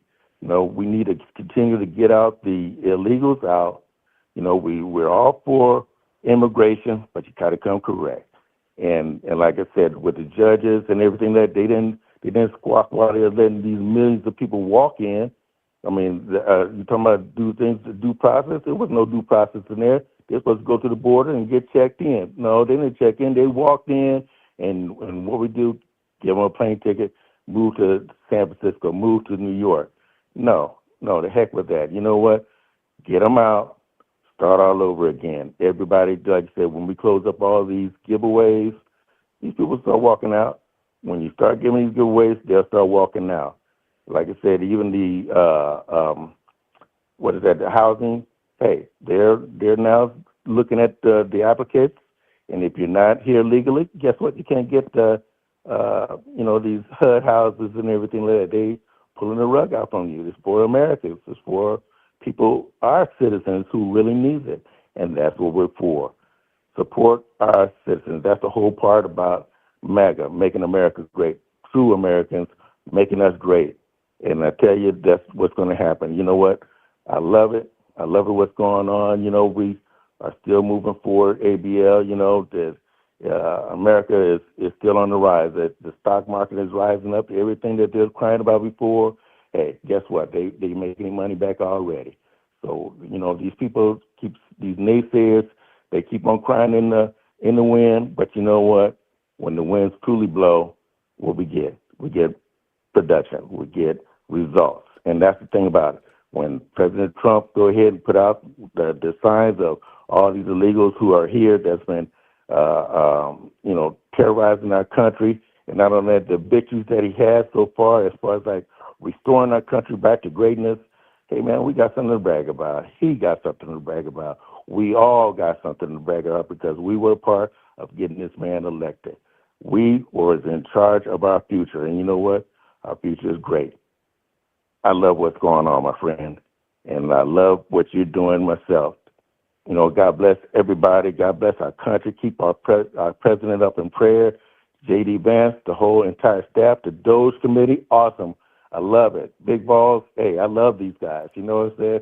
They are doing God's work for America. Man, this is what it's about. That's what patriotism is about. Love your country. Love your people. It's not about the color. It's about we are one nation under God. Indivisible. That means we cannot be divided, with liberty and justice for everybody. God bless you, my brother. You just take care of yourself, okay? Amen. Thank you for the call. Definitely appreciate you. You too, sir. All right. Great call. Great call as always. Fantastic call. 623, you're on the line. Who am I speaking to? It's Steven. What's going on, ABL? How you been? Everything's good, man. How about yourself? Oh, man, staying busy. I actually had an idea the other day that what if we paid kids minimum wage, like federal, to go to school and stuff, and they just, any money that they made there just stayed in the school, and they can buy food and stuff there, and they could teach them how to save money and stuff like that. And then there was a teacher kind of who came into my work the other day too, and I ran it by her, and she was like, I've never heard of that, but I don't think school boards would approve of it because this, that, and the third. And I was like, well, it sounds like a good idea, doesn't it? You know, but what do you think? No, paying kids to go to school because, like, that's good. Okay, put it to you like this. In other parts of the world, I might even say most of the world, you got to pay to go to school. Like, even in K through 12, like, there's no free school system. Like, the whole public school thing is an innovation in itself. To be able to go to school for free, that's like an innovation in itself. So then to take it to the next level and say, okay, not only is your education free, we're going to pay you to show up. Nah, they're not going to do that. And for real, it wouldn't make any sense because then now that creates a sense of entitlement. I got to get paid to do the basic things to help myself. School should be a place where you go, where you're eager to learn to be able to improve yourself. And it's free. You only got to pay for it. That should be a blessing because I mean, when you got to go to college or anything like that, you got to pay a bunch of money. That's going to be a big shock from being paid to do something. So no, I don't think that's really a good idea. I like the sentiment behind it, but in essence, in reality, probably not a very good idea. Not even if it was just like money, school money, not like real money, but like something that they do at the school. Okay, so what are they spending the money on? Just like whatever's at the school. If you need paper, you could buy your own paper. You know, you don't need to necessarily go and have your parents buy it. The school could kind of like create an exchange. So like, okay, this kid spent this much money. you know, we'll go buy the paper and like have it in stock at the school. You know what I mean? And then the kids could kind of learn, or even like I said, food or whatever. They can have different types of food. I mean, some kids pay for food, but like you said, if you're going to like public school, everything's free. You know, I've been there, but I never thought about it that way either. That's actually a good point. Kids probably would get entitled and stuff and be like, well, we should make more, and it would cause a whole other like thing. Yeah, they want to unionize and try to get wages. It's like, what are y'all doing to actually generate revenue? Like, you don't get paid just for like, you're going to school. You're not getting paid. You're not generating no money. Like, it doesn't really make sense from the point of view of someone who is being educated about how the world works. You got to go out there and do things to be able to get money. Right. Well, to that too, I was kind of like, what if it motivated kids just to show up? You know what I mean? And then you're there, you can't take the money, so that would probably be a little like unmotivating. But I mean, you're getting something out of it rather than just going and, you know, whatever. And the education part is cool. But even when I was in school, I was always kind of like, dang, dude, like a little bit of this, not even a little bit, a lot of this feels like a waste of time. Like the basic stuff is cool or like good to know, but like, I don't know, I don't have anything that I carry with me at work that I really learned at school. You know what I mean? It's just everything's done on computers nowadays and everything, which is good and bad because, listen to me, I'm like, I don't really use any of that stuff. But if I had to, I'm sure I would, you know? And if we paid kids to, not pay them real money again, but something, motivated them to get there and to learn, maybe we'd have more engineers or whatever. But like you said, I know most people pay to get that knowledge taught to them and stuff. So that is kind of my crux where I'm at with it. I'm like, well, how would it work? You know what I mean? It's just an idea right now. But yeah. I mean, I hear your idea, but ultimately, I think we should just probably wouldn't work. I think we should just focus on giving them the best education we can in the K through 12 public school system. And also focus on having the parents care, because even if the kids were getting some kind of money, some kind of bonus or whatever to go to school, it doesn't mean they're going to actually be able to learn anything. And it doesn't mean they're really going to care about learning. So, I mean, even if they're at the actual school, that's not really going to help them if they're not really interested in learning. It has to be the most important thing. Develop a love for learning and a love for reading, and the parents got to have the same thing. Because if the kids don't care and the parents don't care, it's nothing that can be done at school. Right. My last thing to motivate the kids to actually show up and learn would be good grades and attendance, and you get bonuses. And I don't think it should be for anything other than like high school, and after that it's probably done. You know what I mean? So kids get a sense, or not even kids, but young adults get a sense of like, okay, this is how it's going to work once you get out of here. Don't run out of it, but it'll inevitably happen and shit. Or I'm not bad. Sorry, it'll inevitably happen and stuff. But yeah, that's all I wanted to run by you. Thanks for the honest opinion and the feedback. Appreciate your call, and thank you. Thanks for the call, man. Definitely appreciate you. You as well. Have a good night. Yeah, man. Having K through 12 free, that's a revelation. That's something that was a blessing. It should have been, but not too often. We don't really take advantage of it. 512, you don't know who I'm speaking to. Hello there. How are you, ABL? I'm doing well. About yourself? Good. I'm glad I caught you. I missed you the last 2 times. The Automotive Truth. This is Matt and Erlene. How are you? Doing well. Can't complain. Good. I sent you, I DM'd you as you asked the other day on the chat on Wednesday. But anyway, I wanted to talk to you about your coconut water. So for years, I drank that Vita Coca. I mean, I was on it, hooked on phonics all the time, drinking that wonderful water. And one day I was scrolling through IG, and I saw, and I don't know if you saw it or not. And I don't want to push you away from your wonderful coconut water, but I have to share. I saw somebody slice it up, or I guess they were buying it. They sliced up the actual carton, and there was mold and fungus and all kinds of mushrooms, and not the good ones, growing out of the one box of that Vita Coca. I never touched that water again. Now, the only reason why I'm saying that is because I just encourage you to pour it in a cup just to be sure. The other thing I wanted to tell you was what Kamala was saying about the elephant. You have to watch that completely, because she made a total, as usual, made a total fool of herself because she was making an analogy of the elephants being the Democratic Party and all this, and then the Republicans are the elephants. So I don't understand, but you have to watch it and talk about it because it's just foolery, and she made a total mess out of herself. And she also said, "And Dougie's here," and that was hilarious. But anyways, I wanted to tell you those two things, and I need you to watch one of our podcast episodes. You tell me what you think. The Automotive Truth podcast. I'll check it out for sure. Absolutely. Thank you for listening. Have a good evening. Thank you for the call. Definitely appreciate you. Bye. Okay, can we watch that right quick? I have it. I have the full thing.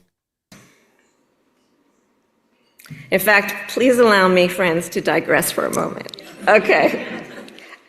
It's kind of dark in here, but I'm asking for a show of hands. Who saw that video from a couple of weeks ago? The one of the elephants at the San Diego Zoo during the earthquake? Google it if you've not seen it. So that scene has been on my mind. Everybody's asking me, what you've been thinking about these days? Well, so in the video, for those who haven't seen it, here those elephants were. And as soon as they felt the earth shaking beneath their feet, they got in a circle and stood next to each other to protect the most vulnerable. Think about it. What a powerful metaphor. Okay, maybe there was more to it, but I guess that was, I'm good. I don't know. Like that's Kamala. I'm glad. Look, all I gotta say is this: I'm glad that she didn't succeed because that would have been a mess. Who saw that video from a couple? I'm gonna try to play a little bit more of that. To incite. Hold on. Because we know those who try to incite fear are most effective when they divide and conquer, when they separate the herd, when they try to make everyone think they are alone. Commie talk? Am I hearing commie talk? But in the face of crisis, the lesson is don't scatter. Okie dokie. All right. Kamala Harris, ladies and gentlemen. Hey, she's going to go home tonight. She's not coming back no more. She's pretty much toast. 504, you're online. Who am I speaking to? Hey, ABL, it's Alien Spaceship. All righty, what's happening? All right, shout out to you in chat. I've been enjoying the show very much, and also the callers, and also, so basically, last time there is this stream I was doing because of the trial stuff I'm watching with my trial chat group, and so it has to do with the Karen retrial, and she's having a retrial, and there's a lot of people in those other chats fighting each other, and it's a very complicated situation, and there's a lot of division, like what Kamala would think division, but so that was something I've been researching and looking on, but glad to be here with you all this time. And so basically, I think that the thing you were showing was very interesting, and I think that it's good that things in our country that are not correct are being exposed. And I think, in my opinion, is that it's absurd what Kamala is saying, because I think their side is showing division. They're doing the ones that are doing division. Oh, absolutely. All day long. That's pretty much their playbook, divide and conquer. Right. Because this is, and also what the Nazis did, they accuse others of what they're guilty of. And that's what Kamala is doing. Her name's hard to pronounce for me. So she constantly, especially during the Floyd riots and all this stuff throughout time, including now, they use the media as a tool and a weapon, as a propaganda tool, to go and turn the American people against each other, because they don't want peace. They want to make more profits, and they want to make division. So it is not, in my opinion, our side that's doing it. It is them. But the people, the sheeple, are so clueless and they're so brainwashed and far out of it that they're not waking up and seeing what is going on. That's right. they don't wake up and smell the coffee. Yeah, and I think that it is what the media will do is that they'll go and they'll take things out of proportion, or they'll go and exaggerate something. And I think I agree with you that it's good that she didn't get in there and cause more problems. Now, it is good that the gentleman was brought back because of the administration. And the Biden and them, they're just a bunch of clowns. And certainly they wouldn't do it, in my opinion. Right. Right. And what their main focus is taking our country down. It's tearing it down because it's the last free place on earth. And they went and deceived people in different countries and different places to be against America. One of the reasons why the communists were against the United States and the different countries is because we were a free country, and that would be a threat to their collectivist type of thinking. And you have people over time, over generations, that had different types of communistic philosophies. And now, like what they were saying before, is what I agree with, that they're, rather than using a class issue, they're using a racial issue. Of course, because they're able to get that through easier. People respond to that more. So they think that'll be the tool in which they get their goals met through the whole thing about racism. Right. You see, because Karl Marx he would write about America, and he was saying that America doesn't have an issue with class, and it was never founded on with a monarchy and a king like in Europe. And I do think he was not good, but they certainly are very different than things that he thought, because there's different types of communism. Everybody had their own interpretation of it, and he wasn't good or anything, but they all had their different interpretations of it, and they'll go and think of the way they implement it is by doing the racial thing. But the thing is that to solve the racial problem is to not divide the black and white races, but to unite them together. But they want to have communism so bad that they'll go and divide and destroy the whole country and try to rebuild it back up. But we have the most progressive country on the planet for since its founding. They can't go and do this. It's going to only cause more problems. That's why the people voted against them and voted them out. That's right. Yeah, and I think with Fauci, he's doing the same thing. He's accusing us of what they're guilty of, in my opinion. And I don't know entirely what their intentions are or what they thought. If they were delusional to think what they're doing was right, I don't know. But they were doing things with the pandemic, how they did fear-mongering with the media, and we're not doing anything wrong by having a different opinion than they are. And it is a mass might block a droplet or two. And he, did the same thing by, in my opinion, spreading misinformation. He sure did. That goes back to what they do. They always project. They say we're doing what they're actually doing. Right. Another thing is that I remember that they're saying that black people would be more susceptible to the virus, but I'm just thinking, I think we're all the same humans. I don't know why one group would have it more than the other, in my opinion. Right. That's a good point. Because I think, as they said, there could be something that they wanted to go and put into them specifically, or maybe it was a way for them to cause more racial division. And I think it is important that you and the other people are spreading information about how they're not being right at the same time, because in our republic, democracy, we have people with different opinions and views, but they just want people to think what they think. That's right. Right. And also, I would like to know, how is your weather? It's raining. It's raining for a while, but it's not really bad. It's just kind of like spring showers. Right. Okay. And yesterday it was raining pretty bad here. Then it went over to your side. And on my stream, I was talking to some of my people about more stuff about the chemtrails. And one of them was thinking that maybe it causes, the weather to be a certain way. There's a theory that it could cause certain cloud formations. Some people have claimed they've seen cloud formations happen out of that. I don't know enough information, but that was something interesting that we're talking with the chemtrails, how they could do stuff with weather possibly. Interesting. As I said, it's just a theory that was thrown out there. And I'll be continuing to research that and the other things. All right. So ABL, thank you for taking my call, and good night. Thanks for the call. Definitely appreciate you. Okay, bye. All right. Thank you to Alien Spaceship for the call. Most certainly appreciate you, boss. But that will be a wrap for me tonight. If you couldn't get on tonight, don't blame me. Blame the white man because you know it ain't my fault. But I'll be back live on Wednesday, same bat time, same bat place, 8 p.m. Eastern time to right around right now, 11 p.m. Eastern Standard Time. I'm also available. Well, I'll also be live every Tuesday on Instagram.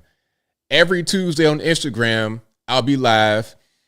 And you guys can pop up over there if you want. We talk about other things, just some more social things, political, whatever. Yeah, I'll just be on there every Tuesday. I'm going to try to keep it up every Tuesday. And maybe I'll do Tuesday, Thursday, depending on if I got time. But my evenings are so precious because I'll be, But Tuesday, I'm definitely going to be on Instagram Live. But, of course, I'm here every Wednesday and Saturday per use, as I have been for the past few years, right here on the YouTube channel. And if you guys want to listen to this audio podcast only, the audio only podcast version of this, go to your favorite audio streaming platform, whether it be Google Play, Spotify, Apple, iTunes, etc. Link for that will be in the description. Or just go to your favorite audio streaming platform and search ABL Live. I should pop right on up. But that will be a wrap for me. Y'all check me out on Rumble. Check me out on my social media platforms. Check me out on Facebook, Instagram, Twitter, TikTok. Uncle ABL, check that out as well. Uncle ABL is here, is back. I'm not going to be falling off, halfway posting, inconsistent. I'm here. I'm also on Instagram and Facebook for Uncle ABL. So you can find me everywhere. I'm all over the place. You're not going to be able to hide me. We ain't going to do that. We're not going to be like Adam Kissinger hiding an illegal alien in the house. Oh, I didn't know you can't do that. Anyway, you guys are the best. I appreciate y'all. We got super chats. I'm gonna read these right quick, then I wrap it on up, put the bow on top. But shout out to you guys for being here, for watching, retweeting, super chatting, whatever you're doing. I could not do the show without you. Thank you to the mods for keeping the trolls in check. I appreciate y'all for that as well. Super chats on deck. Thank you to S4 for being a member, 40 months. Alrighty. Saying, hey, ABO with the peace sign. Always wish you well, sir. Thank you. I appreciate you. Thank you to XL420, hopefully I said your name right, who says, sorry for cursing, 100, it's going to bother me. Hey, it's all good, man. It's all good. We all human beings, we all make mistakes. Thank you to the white man who says, Sheree is a legend. That's right, 100%. So I think I got everybody. You guys have been great. I appreciate y'all. I'll be back on Wednesday, of course, live. I'm here pretty much every day putting out pre-recorded content. And, of course, you guys catch me on Instagram live on Tuesday. Y'all check me out there. And I'm not sure what time I'm probably like 9 o'clock or something like that, 9:30 on Instagram. But that'll be a wrap for me. So until next time, y'all be safe. I'm out and peace.